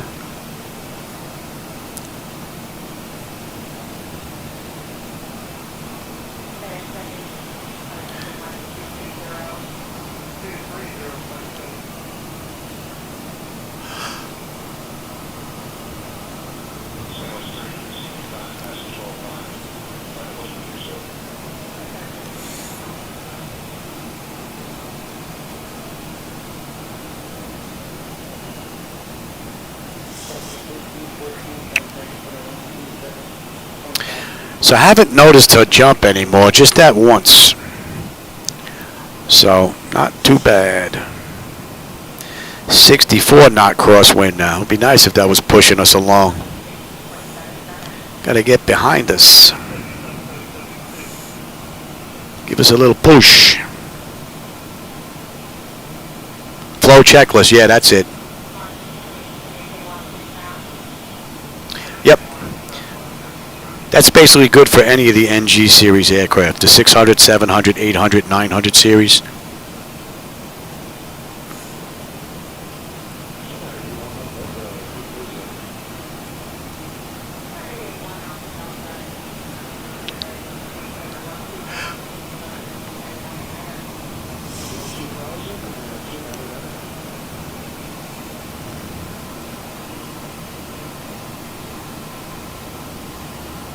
This is the 800, yeah.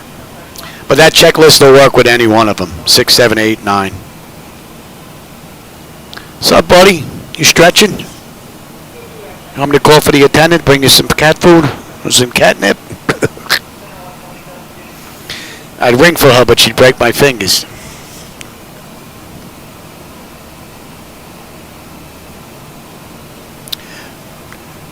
No, that flow checklist is right from Boeing.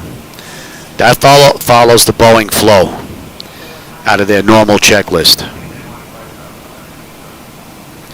So, but it works with the Zibo-Mod. It works with the PMDG 737. It's worked with the ProSim 737 aircraft. So, the only difference that may be between the three aircraft is any button or switch or dial that may not work between the three versions. But as far as the flow is concerned, it's good for all of them.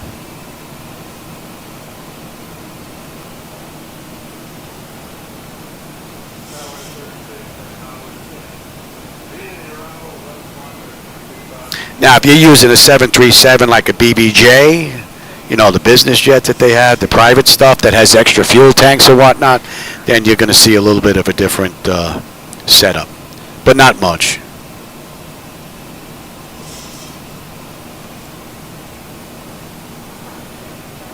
That is in range. Spoof. 13.9. We're at 14 right now on the fuel, so we're looking pretty good. 9.5 when we get in. 463 miles to go. top of descent in 333. 40 minutes. We'll start our descent.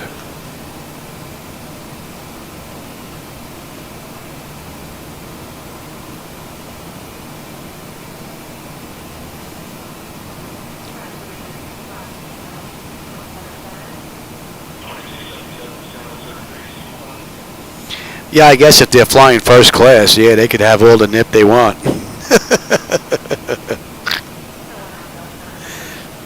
Yeah, buddy. As long as he doesn't start walking on the buttons. He's usually pretty good.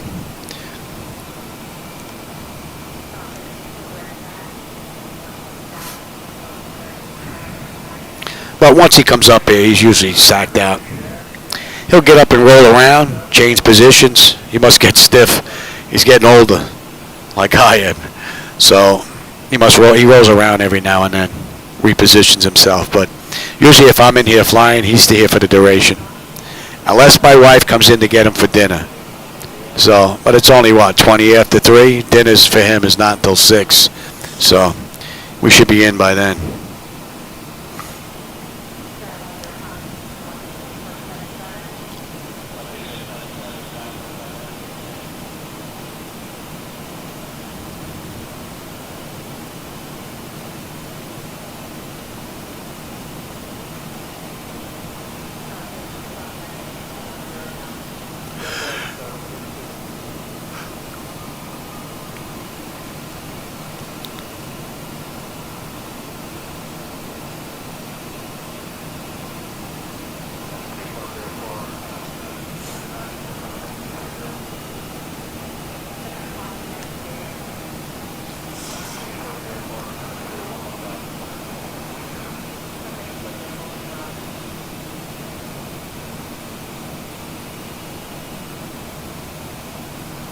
There's a little bit of a swing there.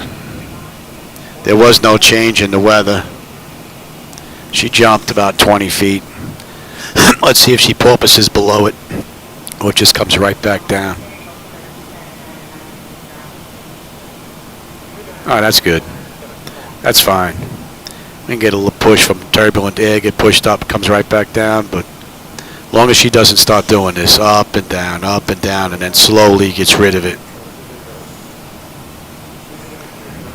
So that's not bad. Not at all.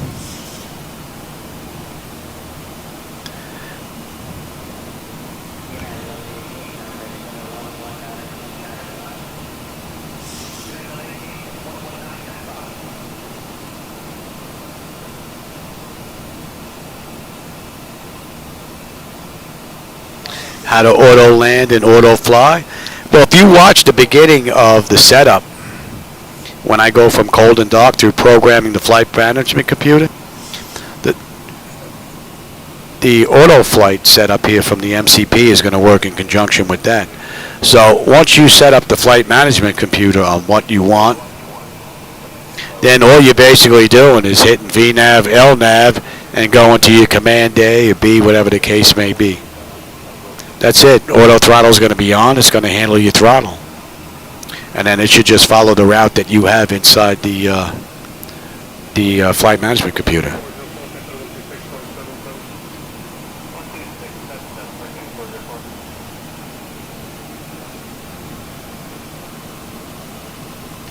Bill Buckner put out a great guide on the flight management computer. I don't know if they're still for sale. But Bill Buckner, I believe, is his name, and it's the FMC Guide, I think it's called, if I remember correctly. I have a few of his books. Can't see what it is, too dark in here though. But he goes into great detail about the flight management computer. Every one of the pages, the sub-pages and whatnot. It's a really great book if you can get your hands on it. Even if he's not making them anymore, if you can find one used on eBay or whatever the case may be. But that's if you're going to be flying the 737 and using the Boeing and whatnot. If you're going to be bouncing from aircraft to aircraft to aircraft, then I wouldn't go crazy studying this stuff if you're not going to be using it all that much.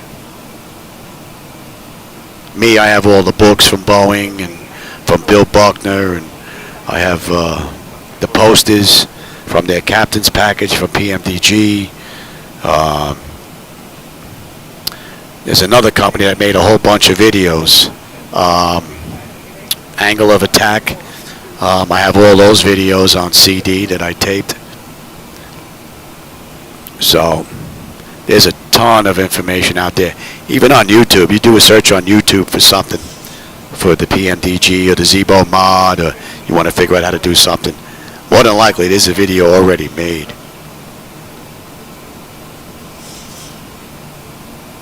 Well, it's just vertical and lateral navigation, and it's based on what's programmed into the flight management computer. See, I can come off of my auto flight system if I want. Let's say that ATC gave me a heading. I'm heading 204 right now, and they told me to head 224. Then I could take the heading indicator, turn this up to whatever they give me. All right, they give me 224, and if I hit the heading select, it'll just turn to 224. Right, let's say there's some bad weather in front of me, right? I want to divert for weather. I would request, listen, I want to divert 10 miles, 15 miles, you know, right, left, whatever the case may be, to a particular heading to get around weather. You hit the heading select, you follow the weather. Now you request you want to get back on track. You just come back to your VNav, and she'll come right back and get you back on course. Same thing with lateral navigation. If they want me lower than what I have programmed in here, you know, I could just dial in the lower altitude and then just hit the alternate intervention button, and she'll start down or start up, whatever the case may be.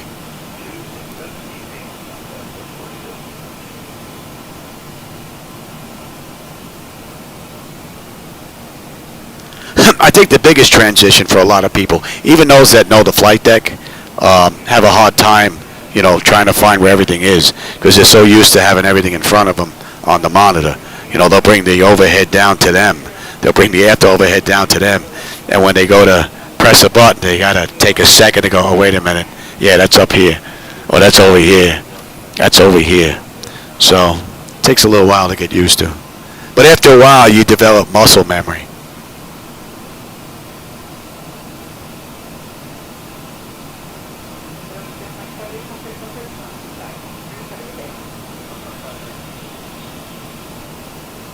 Oh, you don't have any dials on the Honeycomb? Yeah, when I first started out, I started out with a keyboard and a joystick. Little white joystick, had little those sucky pads on the bottom. You used to freaking snap it down on the desk so it wouldn't move. And that little joystick, that was it. Keypad to bring up the gear and lower the flaps and bring up the throttle. Then I picked up a yoke that had a little knob on the bottom. You put it onto a top of a desk, screw it in the bottom so it wouldn't move, and had a little throttle handle on the side. Then from there I built a little box, and I purchased a 737 throttle quad that you had to build, put together from VRAC, VRAC. It was all 3D parts. It came in a kit, and it was all white. You had to paint it and everything, and I sat that on top of the box. And all the while I was saving for this. This took me 15 years to save, to get my flight deck. That's in range. Oops, fat fingers. And we should put you back to where you should be. And after 15 years, I called Flight Deck Solutions and said, listen, I'd like to get on your list for a full flight deck.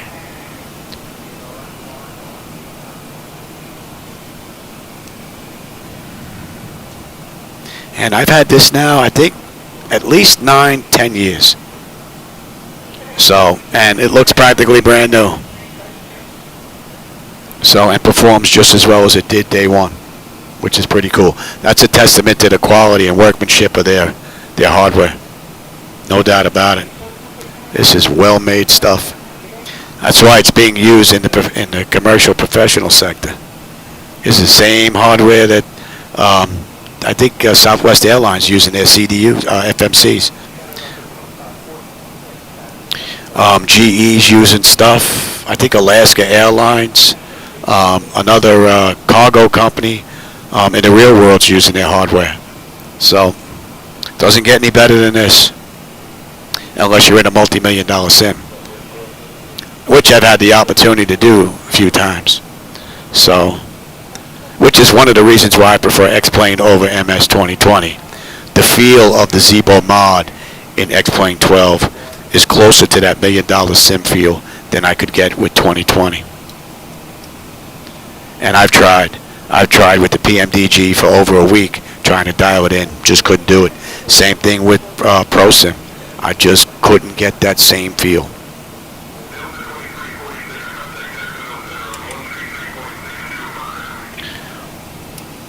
Delta 2346 going to Jacksonville Center 133.625. Good night.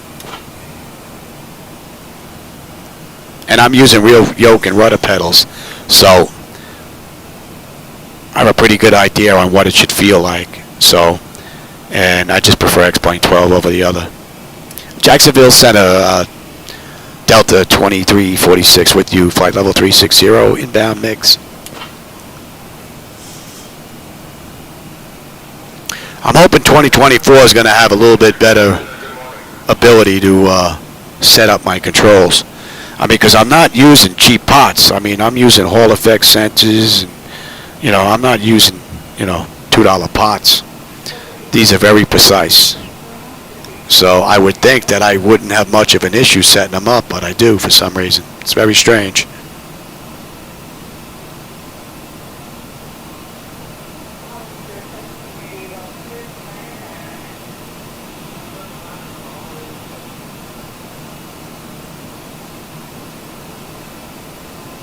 Yeah, Airsoft, I want to do a test because I haven't done a long one in a while, and I want to make sure I fix the issue with my glass screens. They were going out, just turning themselves off, and I'd have to go back and turn them back on manually. As it turns out, the program that I need to run these glass screens was the issue. There was some type of fluke that developed. A reinstall of it actually got rid of the problem. Lua script, I'm not sure how it runs, but the program that runs the Lua, it needs that. I can't remember the name of it for some reason. That's that lesion on my brain acting up again.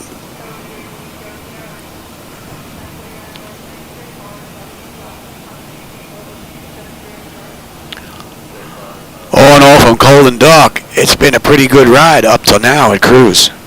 And that's an hour and 39 minutes since we left the gate and an hour and 26 minutes since entering the runway. And she's been pretty good. A couple of little porpoising effects going on, but it straightened itself out pretty quickly. Might just need another minor adjustment from Zybeck. But all in all, it's been pretty good. But most of the issues that I've noticed were at cruise, where this would just run amok. That seems to be fixed, and on descent. So we'll see what happens during our descent during this ride. No, let's see. We've got 228 miles now to top of descent. We're doing at 8:31. It's 8:03. So just about a half an hour to top of descent. And we're doing at 8:55. So you're looking at about 50 minutes due in. So take 10 minutes off of that, 40 minutes. We'll probably be nice and low on our way into Miami. And what they did in the real world, they're coming in over the water, coming over Manhattan, coming in over Miami, and then we're making a left-hand loop to coming into 8 right. So we're going to run that same ride. So you should have a pretty good view of the night lighting as we make the right-hand turn coming into Miami from the water, where it's just going to be pitch black, and then Miami, Florida. And then once we go out, you know, past Miami, out to where the marsh is, and then we're going to make the left, and we'll catch the city lights on the way back in again. So it should be a pretty cool view on the way in. And for those of you that are just signing in today, the night lighting that you're going to see or may have seen on the way out, that's from me. I'm using my own edits with reshade. So if you don't like it, that has nothing to do with Laminar. That's on me.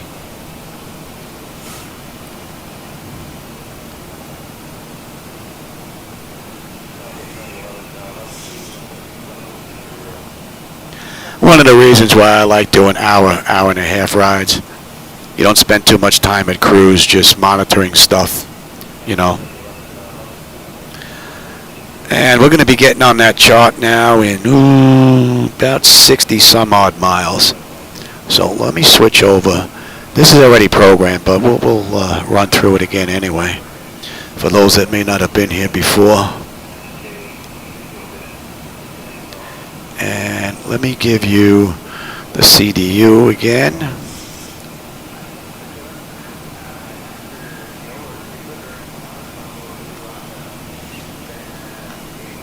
And if we take a look at Hog, is where we're going to start our arrival into Miami.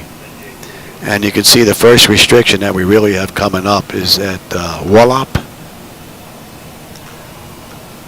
So we have Hog, Joray, Mogog, Wallop. And you see Wallop, we need to be above flight level 240, which we are. And then we have Chicken above flight level 220, which we are. And then was that Gildy? 280, we need to be above 17, which we are. Well, as far as the flight management computer is concerned. And then we have Energy below 16. Cast 250 at 12. Oh, I skipped Woozy. All right, so we have Woozy. And then Cast. Cast is 250 at 12. And then from here, we're going to get picked up on the moving map display, and we'll pop up on there, and then you'll be able to see the continuation of the arrival. So was that Broken Fish above 11. And then we have Fendi above 11. Oh, you see that screen just went out? And it just come back again. I don't know if that screen did it. Now I want to see if these screens do it. I just caught that with the side of my eye, but I couldn't tell if that did it. But it came back.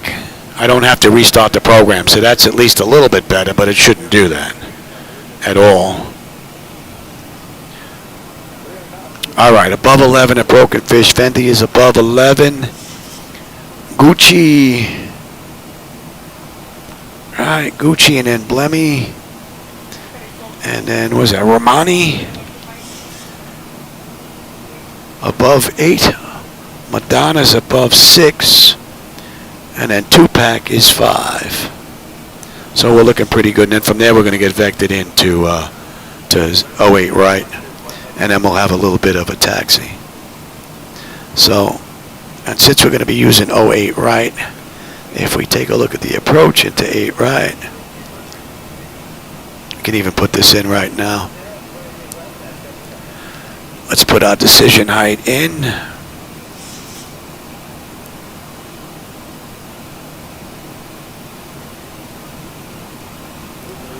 What is that on? Is that on?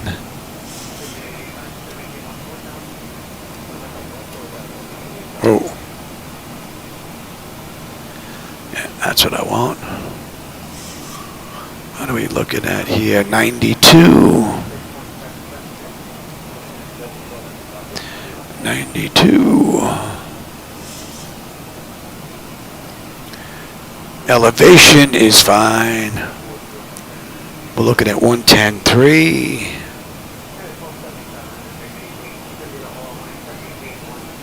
110.3.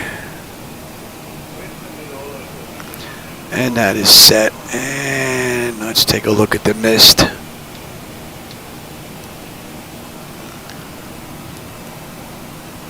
Left 3,000. We're holding at Berbera. So that's all looking pretty good. And you'll see we come in at, from 8 right.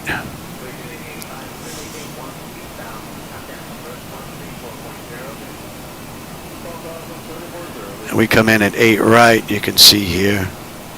We have to taxi over to Concourse H, which is on the other side. Would have been nice if they took 9, but that's not what they used. So we're going to follow the same thing. And then we're pretty much just about right in the corner because we have, and I can show you that as well. We're at 5, so we're just about right in that corner there, coming in. There'll probably be an aircraft there. We'll end up getting reassigned if we can find an open gate, but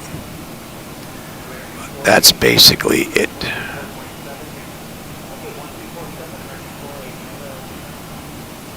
And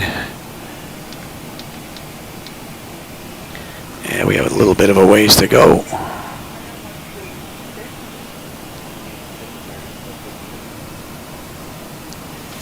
Yeah, as you can see, we're coming down to the end of this run, which is Hogue.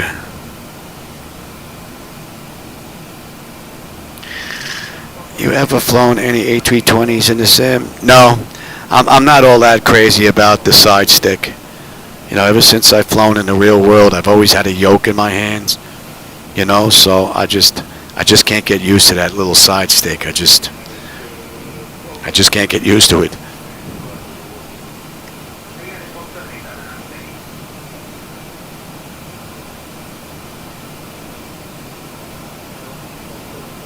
Oh, nice. Yeah, I've never met Austin personally. I've been to a few expos, but I never really had the opportunity to see him personally. I'm hoping they come back to Florida, because with the oxygen, it just makes it difficult for me to go to any of the expos.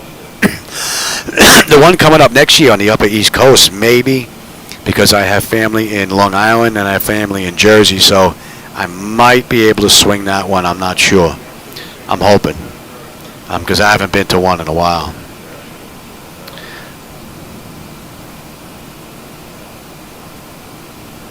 Yeah, he's definitely grown from being mom and pop, that's for sure.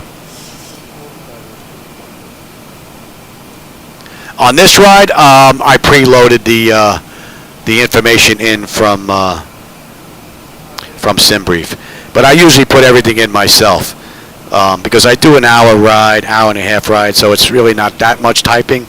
But being that I'm running from LaGuardia down to Miami, I didn't want to type all that in. So I put it in automatically. Just go around, I loaded everything up. But I usually put it in myself, so everybody that wants to follow along with the load data sheet, they can. So, all right, so we're coming up at the end of that. Let's move on over.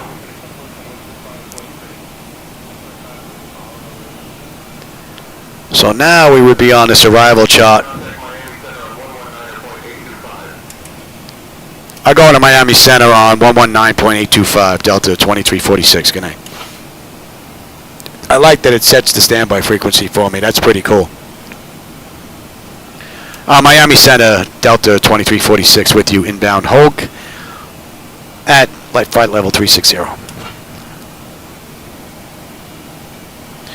All right, so we're going to 195 now.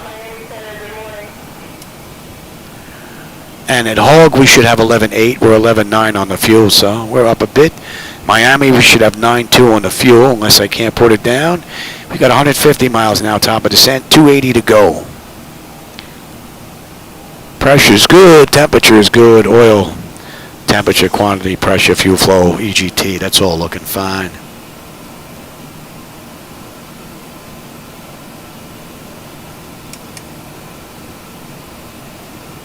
Oh, I'm the same way. I had to drill that stuff into my head. I didn't pick it up right away. I'd have to read it over and over and over and over. I had to drill it into my skull. But once it was there, it was pretty good until I ended up with this lesion.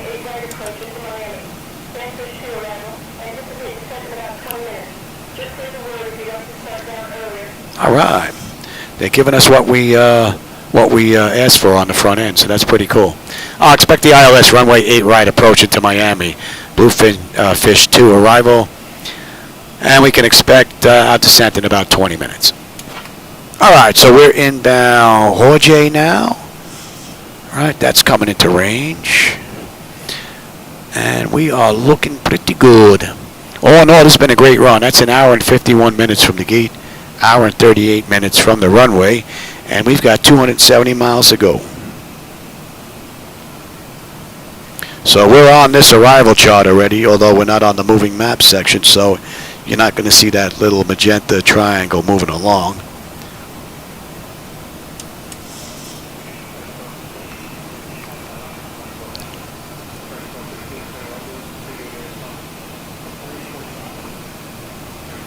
Well, the ILS frequencies and all the data you're going to get from your charts. Right, I have a subscription to SimBrief, and SimBrief has all the charts that I need. Right, that you see over here on the right-hand side. That basically has all the information that I'm looking for. If you take a look at the, the CDU is still up there, okay. If you take a look at the CDU, you'll see jaw ray is there, up at the top, at flight level 360, and if you take a look on our charts here, you can see jaw ray, which is just after HORAG. And if you continue on down, you can see where we start putting out our restrictions at WARLAP, right? You see that little FL 240 with a line below it, means they want us above flight level, well, flight level 240 or above. If that line was above it, then they would want us below. As you can see down here at energy, further down, you have 16,000 with a line above it. They want us at 16,000 or below. So that's where you're going to get all your information from. You get your frequencies in here, your speeds, you get everything that you're going to need for the flight. You'll be able to get from in here. And the information that's not on here that you're going to need for your fuel and your payload and whatnot, you'll get from your load data sheet, which will also come from SimBrief if you have an account. So yeah, it comes with a subscription in order to get this. You should be able to do it free if you want. 2024 is going to have its own programming set up in there. So you should be able to do it for free all in there. You could probably do it in 2020 as well. I just don't. I just use SimBrief because I have the subscriptions and I prefer having all the data on my laptop, my iPad and my tablet. So that makes it so much easier. Using that plus Air Manager. And then what allows me to give you those screens is Duet, which allows me to connect my iPad to my computer, which actually runs all the information you're seeing down here that I'm seeing up here in the front. Only bad thing is that it's not plugged in. It's running through the USB port, so it's not charging. So depending on how good this battery still is how long we're going to be able to keep using this iPad. So hopefully we'll make it the rest of the ride. We're coming up on 2 hours. She's been pretty good so far. I don't want to take a chance and lower it down to see what the battery is because I may not get it back.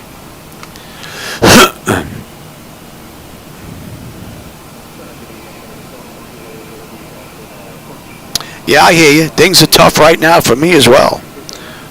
I'm just lucky I don't have any children because with what's been going on here in the States these past 4 years, I mean, I don't know if you're a Democrat, Republican, or even live in the States, but these past 4 years have been brutal as far as the economy is concerned and the price of everything. It's just been brutal. It's making it impossible for me to save for my throttle quad. I had to start all over again because Shadow got sick. Cost me 10 grand in the vet bills. So it's just been brutal. Hopefully things are going to start getting better. We'll see. Time will tell. So I hear you. I get it. Oh, you're in Canada. See, I had a little bit better than you did. I'm in the States. Oh, I thought that was for me. I'm in the States, so back when I did this 9 years ago, 10 years ago, the exchange rate between the dollar and your Canadian currency, I had a great exchange rate. So I think when it was all said and done back then, this came in at about 50 grand. You know, just for the deck though. That wasn't for having Steve come down here, build it, flying him down, putting him up in a hotel. It didn't include the computers, the networking, the monitors, and all that. So nowadays, I think unless you're in a commercial entity, I don't even think you can buy this from them now. They're basically just dealing with commercial companies. And the price tag on them now, I think it's 250 grand. So That I wouldn't be able to touch today. No way, no how. Not unless I hit the lottery.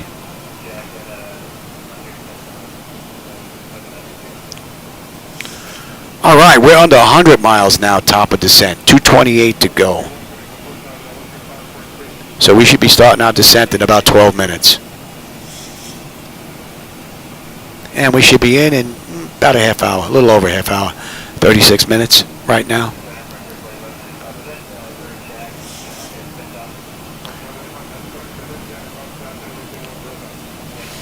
So they did this ride in the real world, 246. And actually, Delta ran an Airbus.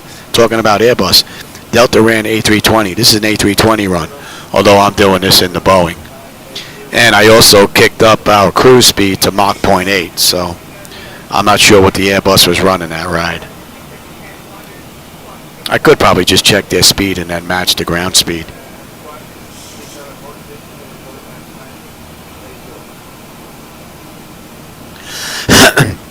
Anything happens in here, yeah, I'm maintenance. I'm the one that has to do the troubleshooting.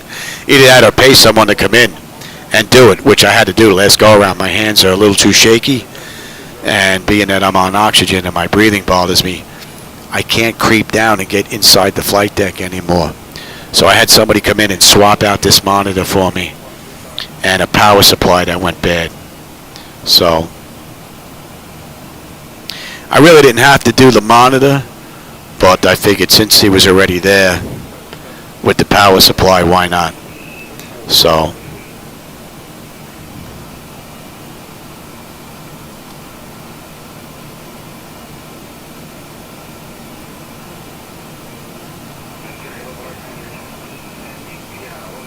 yeah, the exchange rate plays a big issue. You're buying stuff overseas, no doubt about it. Especially if you're spending some pretty big dollars. I mean, granted, you're going to have to pay customs when it's coming in, but if the exchange rate is that good, you know, you'll benefit, you know, way more than that from customs.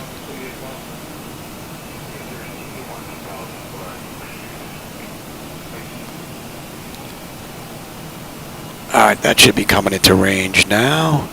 And at Jore, we should have 10.8. We're 11.1 on the fuel right now. 80 miles, top of descent. 210 to go.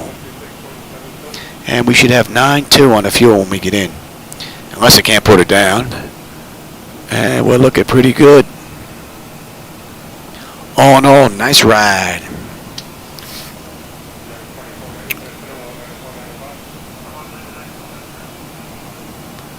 Not much to see being that we're over the water though. Hopefully we're going to have a real nice view coming into Miami. Both as we come in from the water over Miami, and then when we make that left-hand U-turn to come on back for runway 8 right. So we should have a couple of nice views.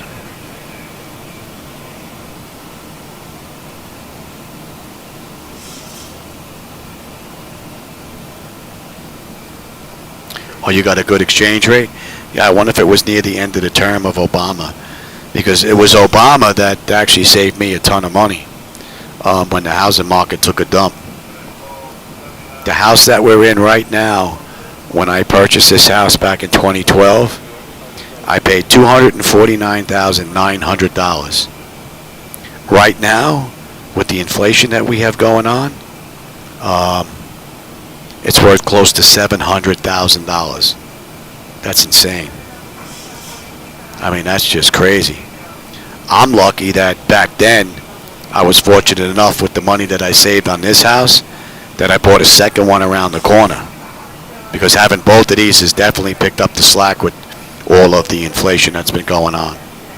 I just feel sorry for the single mom living around the corner because her rent has gone up big time. You know, it's difficult for her and us, but having that extra house has definitely picked up some of the slack. No doubt about it. Alright, we're under 200 miles now to Miami. What's up, pal? Did I wake you up, buddy?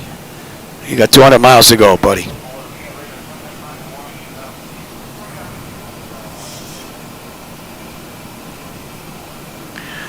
Yeah, when 4 years ago, the inflation rate was, I believe, 1.9. Under Biden, it topped out at over 9. I I think it's down into 5 range now, after dropping from 9, which is still crazy. We're inbound Mogul. We're going to 206. And that fuel is right on the money. All in all, nice run. We're just over 2 hours now from the gate. 2 hours and 1 minute out of LaGuardia. And we got 188 miles to go.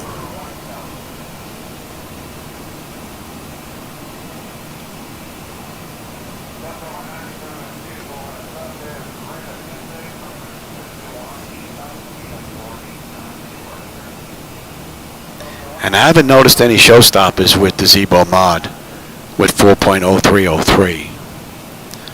So, still have the descent to get through, which is where I noticed most of my issues with 40301 and 40302. So, hoping that's worked out and I can stay with this version.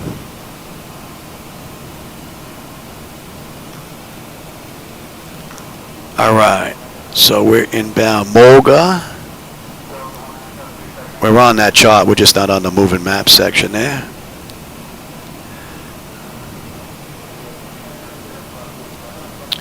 Let's see.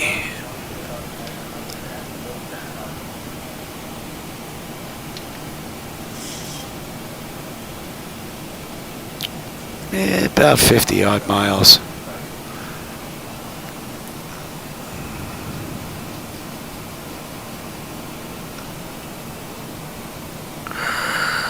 That's actually closer to 85 miles. It would be on that chart.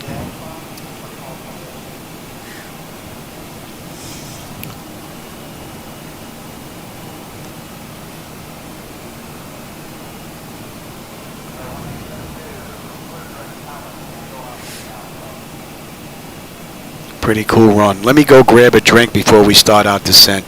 Got another 43 miles to go. Now it's getting a little dry.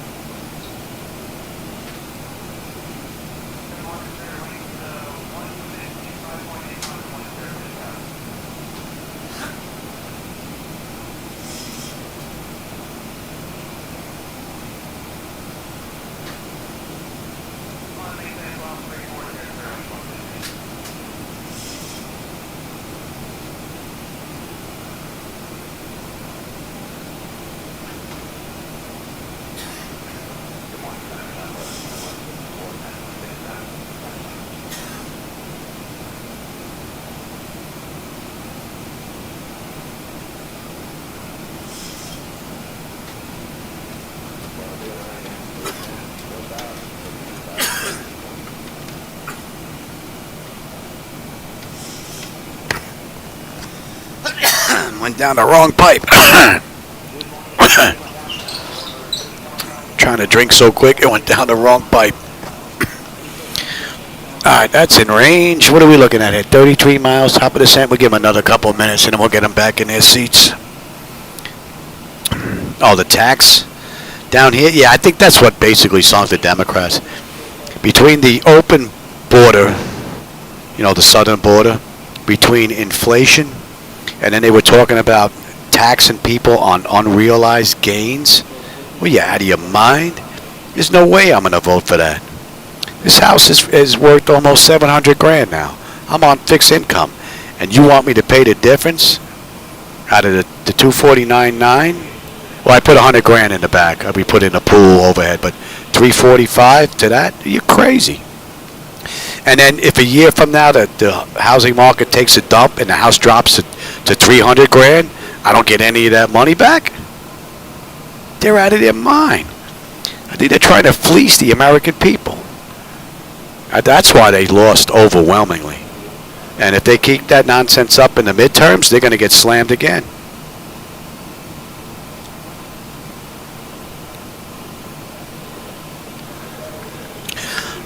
Inflation is a direct result of what the government does. Day one, when Joe Biden got in office, what did he do? He stopped the pipeline. They had a war on fossil fuel. Everything that you see on your shelf that you purchase comes by either diesel truck fuel or diesel trains. You're paying more for fuel, you're paying more for stuff that's on the shelves. And that was a direct result of him going to war on fossil fuel. No ifs, ands, or buts about it. So the government does play a role.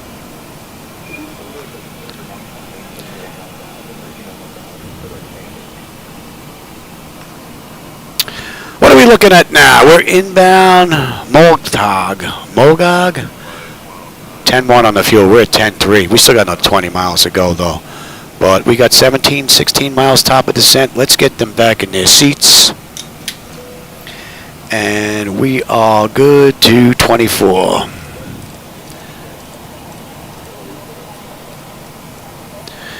right. Yep, they gave us the bluefish, boonfish, whatever they called it, 2 arrivals. So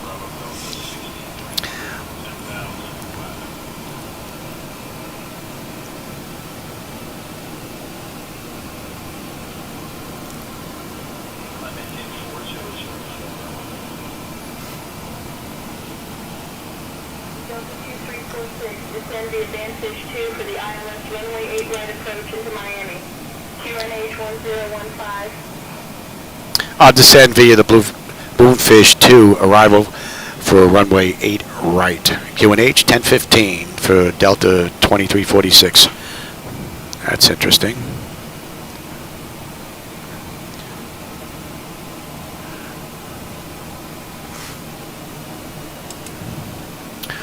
All right, so we're good. They're in their seats. We should be getting ready to start our descent here in another 7 miles. You talking January? I don't know what that means, January. RA, sorry.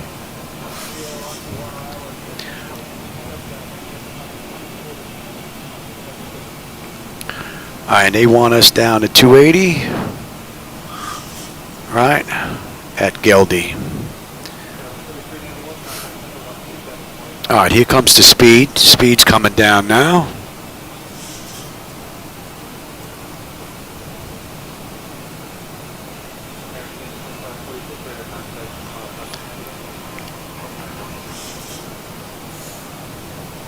And here we go on a descent. So let's see if this is going to freak out on the way down now. So we're starting our descent. That's 2 hours and 9 minutes from the gate. An hour and 56 minutes from the runway. We've got 130 miles to go. Should be in about 25 minutes. And let's see.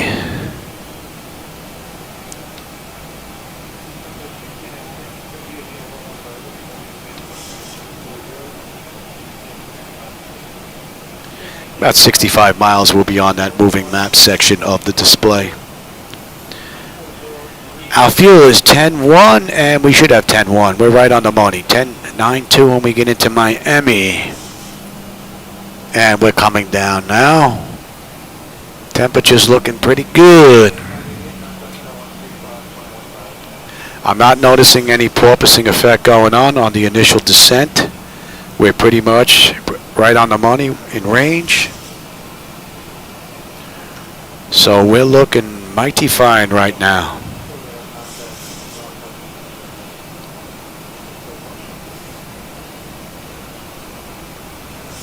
And they want us at 280 at Woolop. Oh, no, they don't. Oh, we're going to be at 280 anyway, but we need to be at 280 at KLGA.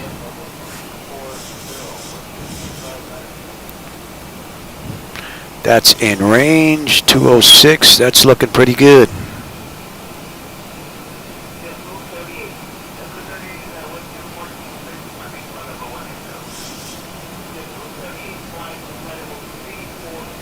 Yeah, the one good thing I'm looking forward to with 2024 RA is they're finally really going to start taking advantage of the multi-course stuff going on going forward. That's always been a problem. A lot of the stuff was on the first core, and once you hit that, there's your bottleneck.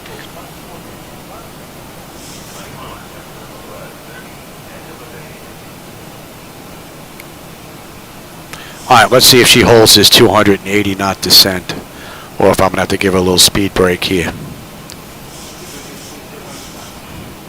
So far, the initial descent's looking pretty good.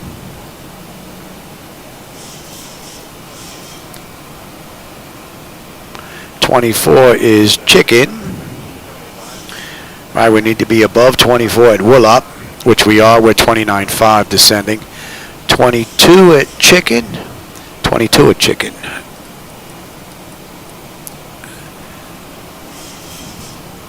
So Woolop is good. We're definitely going to be good for chicken as well. Let's continue down to 17. That gets us to Gildy. And above 16 at Energy.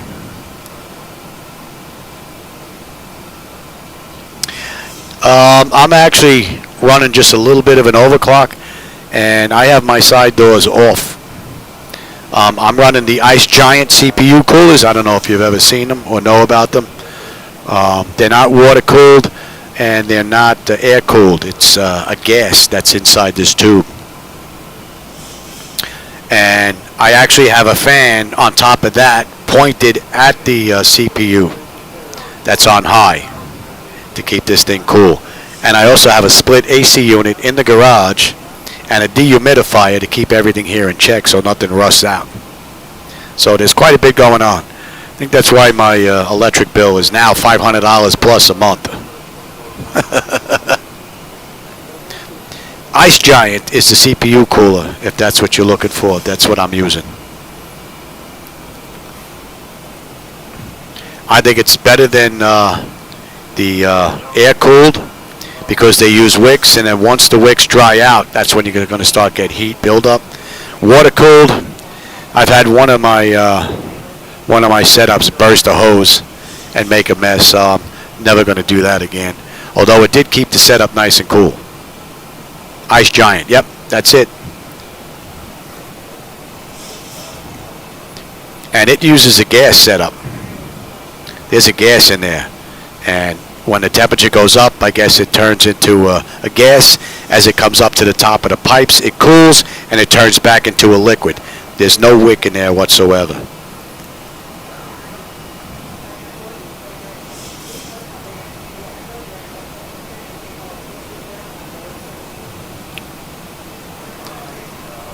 All right, we are looking pretty good. At Geld, we need to be 17 at 280, and we should have 10 on the fuel. We're at 10.1 right now.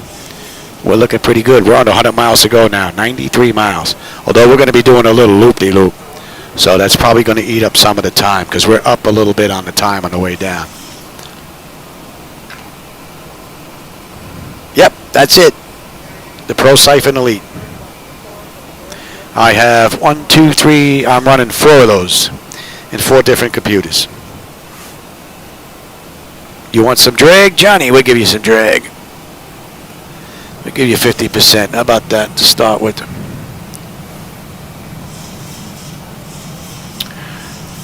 And we need to be below 16 and cast above 12. All right, let's go to 12.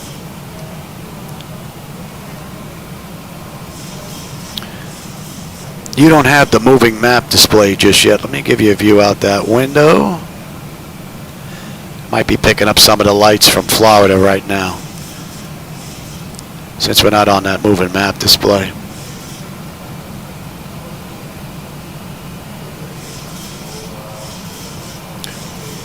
No, it'll do Intel or AMD. Either one. You just have to figure out which one you want, because on their webpage where you can get them, they come with different type of hookups. They may even include both now for Intel and AMD. So you'll have a kit in there with a couple of extra pieces, so you can go back and forth. So Gildy, we should have 10. We're 10 on the fuel. We're right on the money. And doesn't need that much. And how about we get set up here? I do believe we set up the radios and all that. We'll have another look. I believe we did this already, but we'll have another look.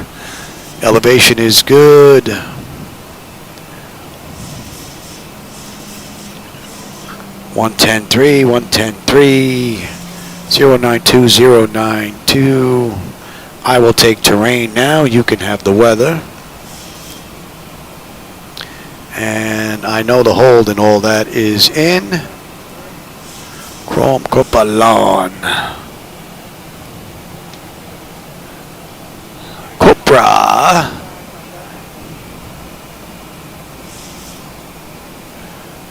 Copa. Lawn. In and the hold. Okay. That's looking just fine.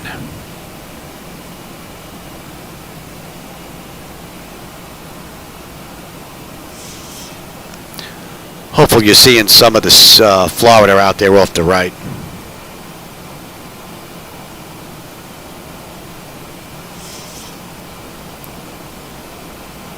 Well, you know what I did? Because I have fans on both sides, and it is a little heavy, and I'm not using a desktop computer anymore. Well, they are desktops, but they're stand-ups. A long time ago, desktops were actually sideways. Now they're stand-up desktop computers.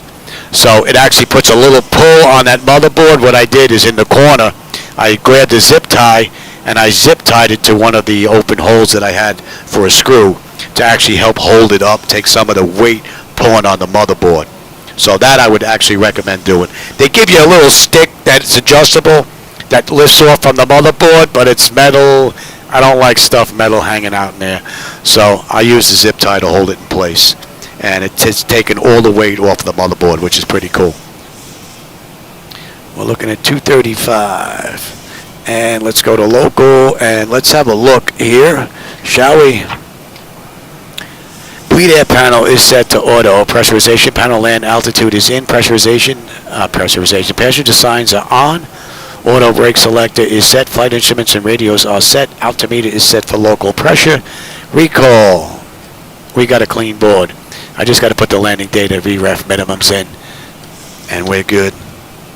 What are we coming in at this ride? We'll be coming in at $143. Not bad.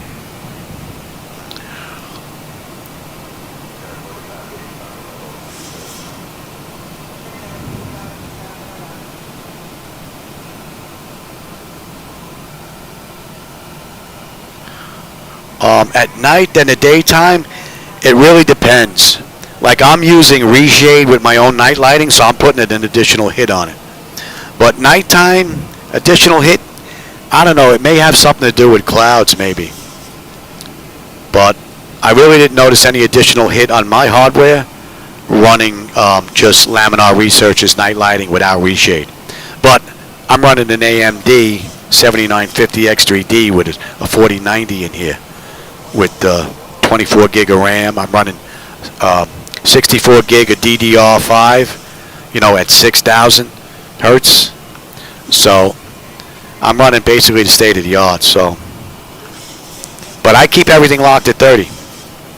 I lock my monitors at 30 hertz. I lock the frames at 30, and I have it set up at so nothing goes above 30. Never, well, can't say it never drops below 30. I may have getting flickers here and there every now and then, but for the most part, it's nice and smooth the entire ride, keeping it locked in like that. Because I will drop below 60 frames when I'm running all the reshade and my edits. So, and then you'll get flicker. But if I reduce it to 30, I get no flicker for the most part, other than what you'll see on that little tiny camera, because that camera's not a good camera. The one that's giving you that right view down there on the bottom. So, and what I'll do is, since we're black again, I'll give you the Navigraph charts, since we're up on that now, and when we get better lighting, I'll bring that back to you. And we're going to 199.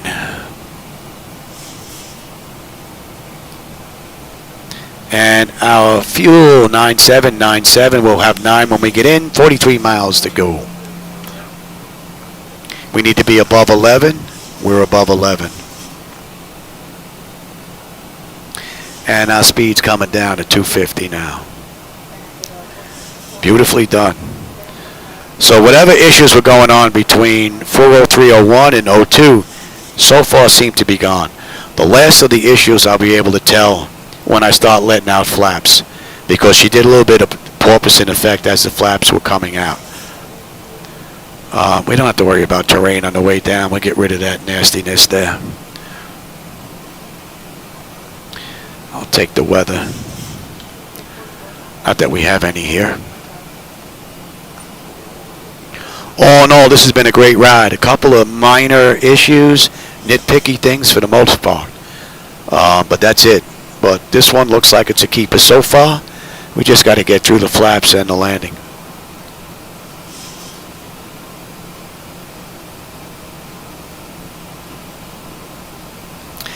Actually, no, it's not. RA9. If you take a look at the 7950 X3D, it's actually 600 or 700 megahertz faster on the CPU.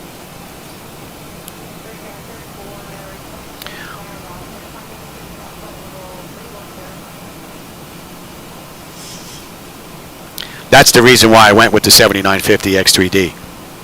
Is it gave me 600, I believe it's 600, might be 700 additional megahertz on the CPU side of things. That's why I went that route. Alright, so we're above 11 at Fendi and we're inbound Gucci. So far it's been a great run. Just a little bit of speed break on the way down and we can keep going. What are we good down to 8? Above 8, above 6, and then 4.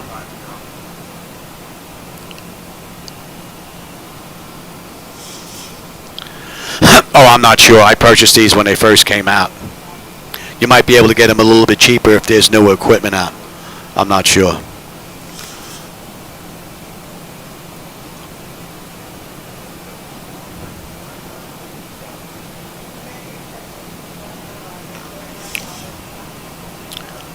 Gucci 8, Madonna is 6.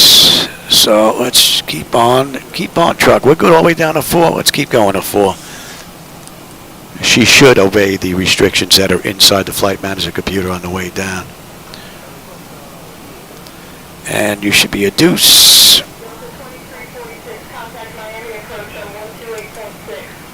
I'll go to Miami approach on 128.6, Delta 2346. Good night.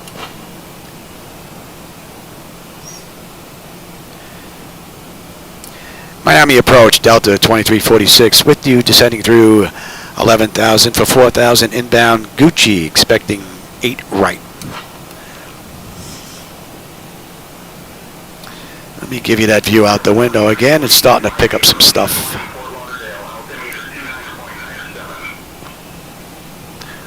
All right, now it's giving it to me the way I want it.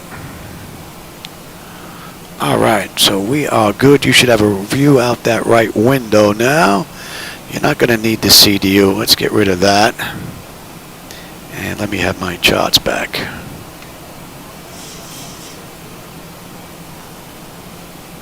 All right, we're below 10.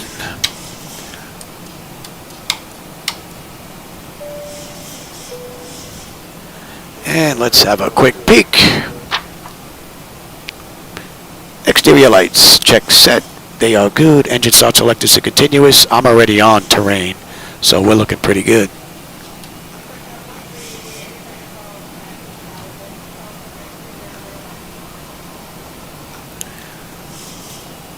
Now hopefully you'll be getting a nice view out that right window.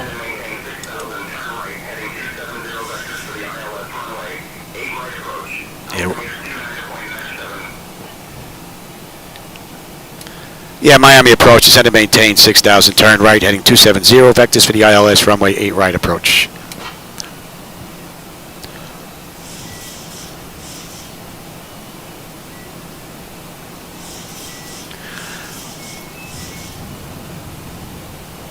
And let's swing you around now. And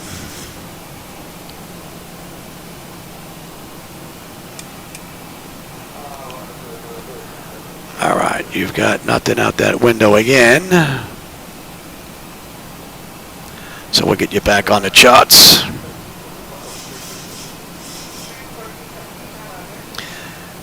Pat 738, who has a flight deck just like me, is also running the 7800 X3Ds.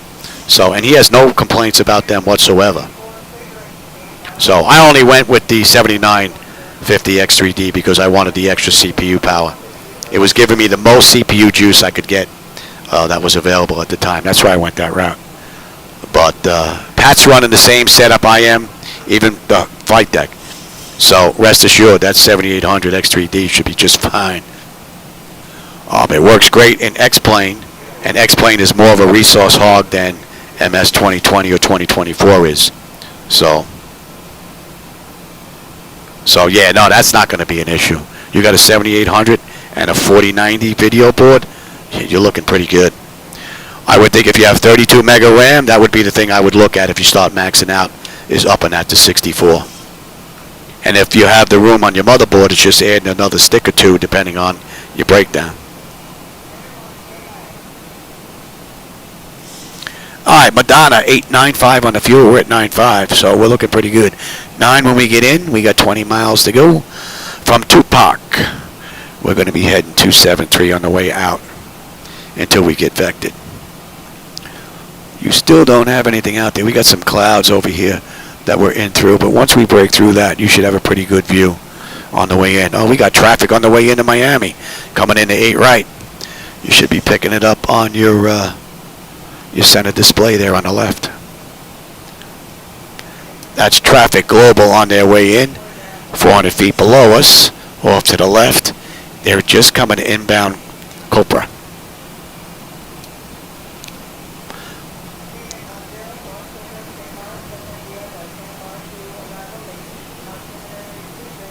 Alright, from Tupac, we're going to go 273, so we're going to hit the heading select now, and we're going to head out until we get vectored for the U-turn into 8 right.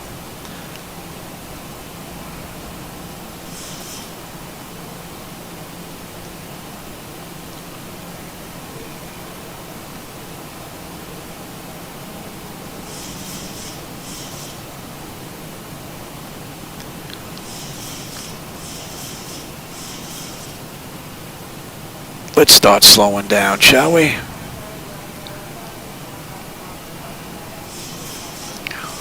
We're going to enjoy this view on the way in.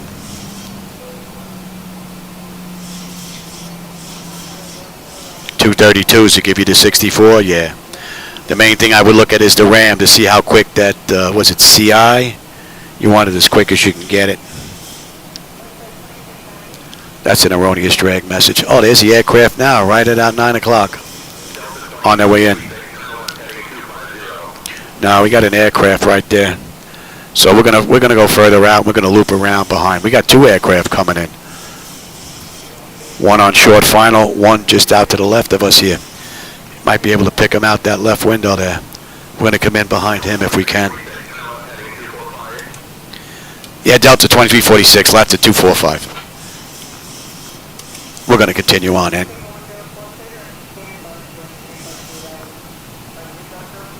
We'll come in behind that aircraft. Let me flaps 1.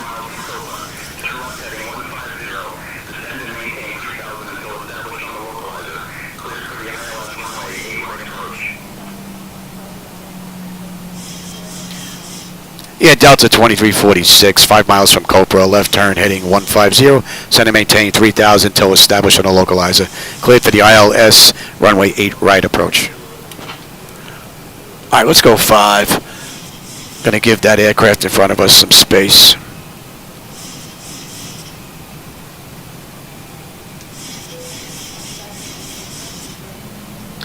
Gonna drift out a little bit further, give him a little bit more room.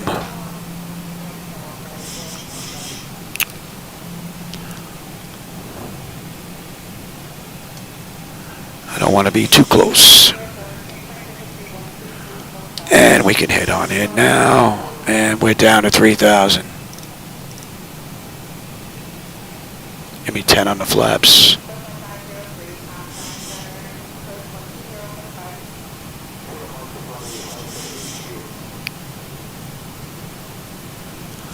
So far, this has been a pretty good run from the Zibo-Mod. 4.0303. Real good run. Just a couple of minor things. Super minor, nitpicky stuff. So, pretty good. No view out that window yet.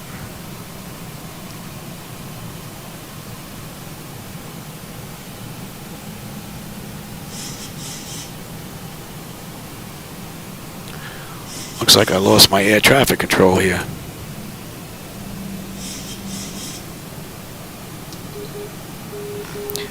We can check that. Let's check the frequency here.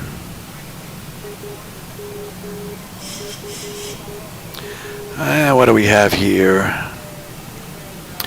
Dot dot dash dash dot dot dash dot dot dash. One more time, Louis.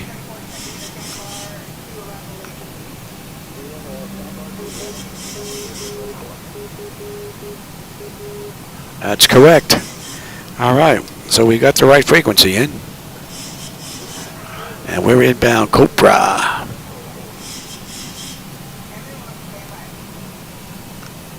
Let me give you a view out that right window now. Hopefully it won't be too bad.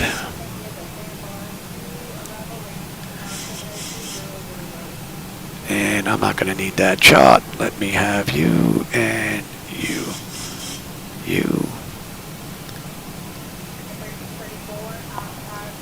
All right, we're looking pretty good here.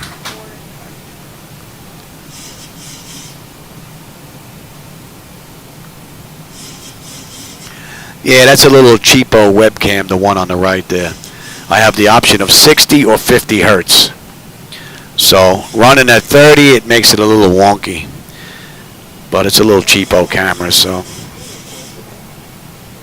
All right, how about we get lined up here?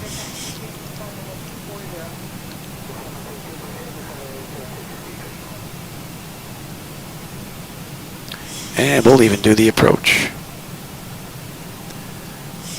This has been a great ride. Give me the gear. No complaints this ride. Nope. Maybe a couple of nitpicky things, but he definitely got whatever was the issue ironed out. 15. And we're going to slow all the way down and enjoy this ride. You should not show extended.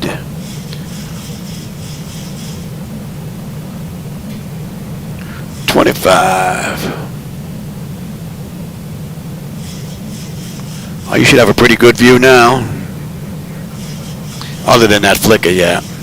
And flaps 30. Hopefully the view out the front's a little bit better. No flicker there.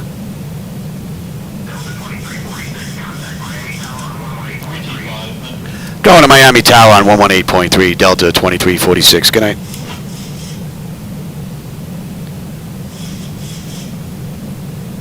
Miami Tower, Delta 2346, short final runway 8 right.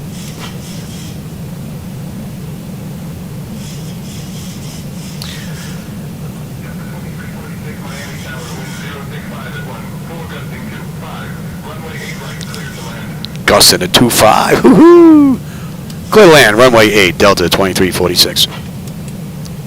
Alright, lights, engine start selectors, auto brake, speed brake, landing gear, flaps, and they have been notified.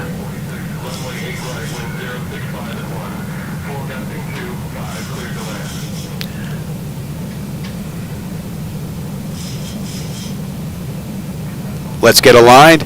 You have the VOR localizer button, which is in the middle of the LNAV, and the APP button, which is the approach, then the approach underneath it, and then the command button. And then I can actually push the second one, and we can do an auto land. So right now we have a single channel set up.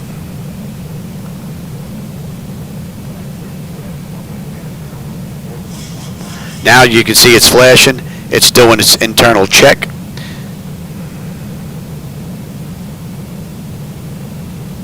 Land 3. So we're looking pretty good now. Not noticing any porpoising effect going on here. We got an 18-knot wind pushing us, and she's flying pretty decent. She's crabbing into the wind a little bit here nicely. This is a beautiful ride. Right now we're looking at 2 hours and 36 minutes from the gate. 2:24 from the runway. And they did this ride in 2:46. So, 10 minutes.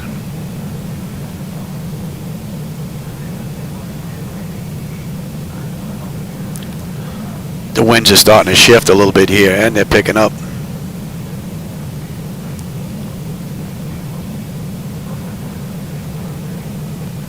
All in all, it's been a pretty cool run.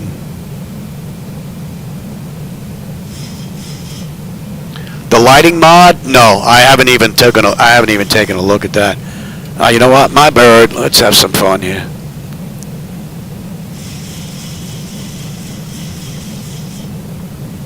Let's have a little bit of fun here.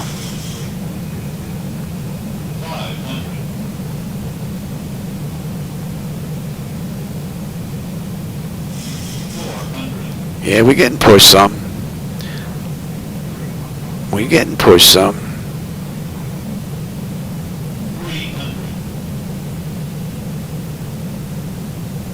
Approaching minimums. 200. Minimums. Continue. Wow, we're getting pushed. 100. Prepare for landing. 50, 40, 30, 20, 10. Oh, we floating. Look at that wind pushing us. Look at that. Woo, wee, baby. Get it down. Wow. That was pretty cool. All right, Johnny. Just give me a minute to get settled in here, Louis. Give me a minute to get settled in here.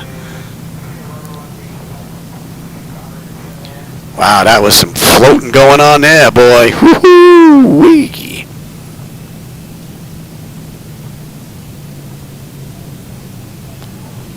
Actually, that was a pretty good ride from the Zibo-Mod. No doubt about it. No doubt about it. That was pretty cool. All right, we'll go to TA and we'll go to test.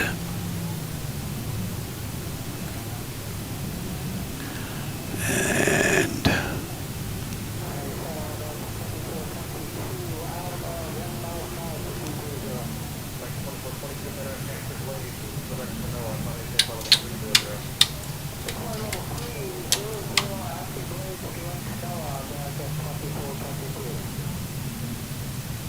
all right, let's sit here for a second here. And we're going to ground 132.37.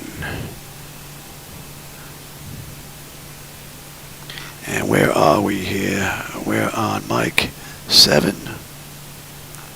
Miami ground, Delta 2346 at Mike 7, looking to go to Concourse Henry, Gate 5. And let's shut this all down. Let's get the APU up.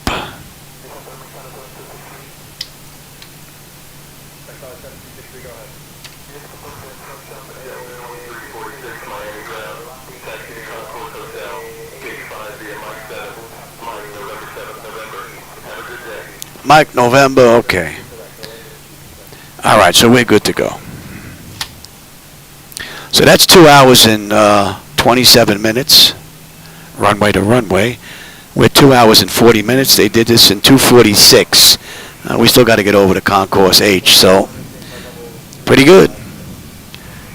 They gave us Mike. All right, Mike. November. Yeah, we're going to go into the next one here. I guess we could have took 7 there. November. Oh, they didn't even have us going across. Well, we'll get us there. And we can even kill that.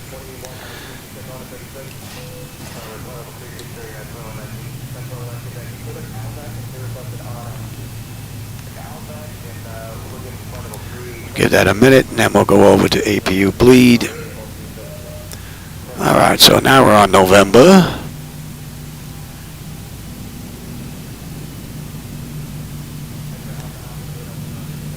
Yeah, they didn't give us whiskey and Papa. They left that off on the back end.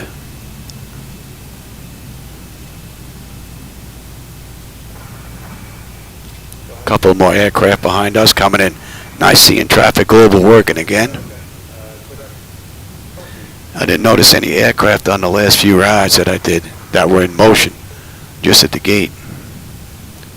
Yeah, I know. Number 2 shutdown.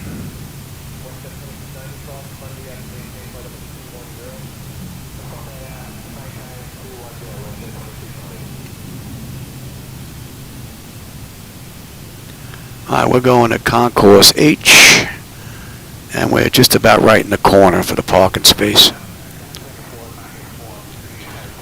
Well, for those that were with me, I hope you enjoyed that ride. Oh, you learned a lot? Oh, I'm glad. I'm glad I was able to pump out some information. I could feel my voice is going. I could feel it's changing. I don't know if you can tell, but I could feel it. And it's 4:30. Yeah, I definitely got to get some lunch, take a breather. I can feel my back. Don't usually do them this long, but yeah, I know. 2 is down. And that's about a minute. Let's switch on over.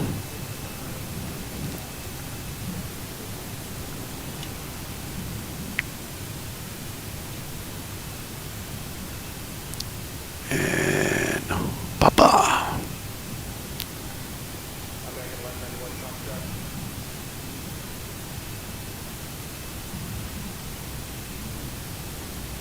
Oh, actually, we could just take the next one. Oh, no, we can't. No. It's the one you want here, Johnny. You don't want that one. They didn't give you that. Well, they didn't give us this either. They didn't give us Papa. They left us off on the other side, only gave us half a route. But this is what we should be on. Papa.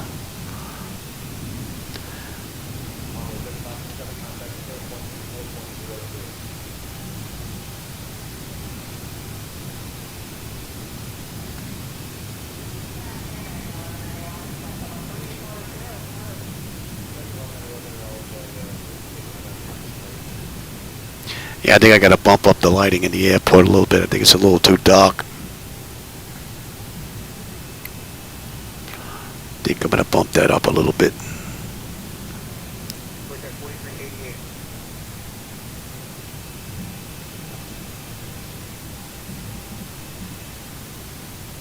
American 1191, contact center, 135.1.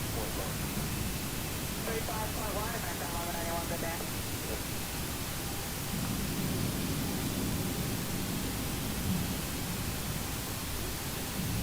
Looks like there's some empty gates. We may get lucky. We may get lucky and get our own gate for once.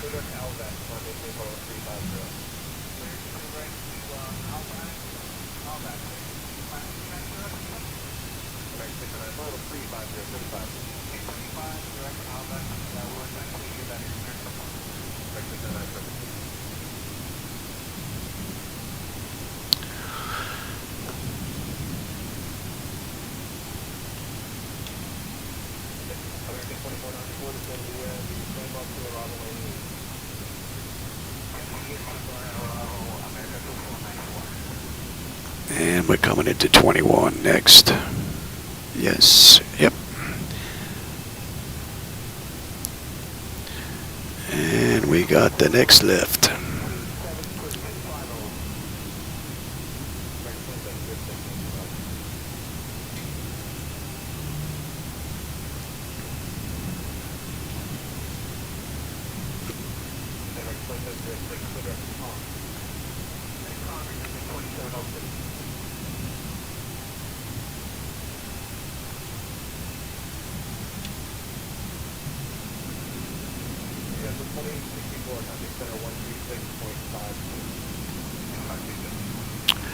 I do believe someone's in our spot. I do believe somebody is in our spot. We had second from someone's in our spot. All right, what we will do is we will take that one right there. I do believe that's a spot. Hard for me to see. Yep, that's a spot.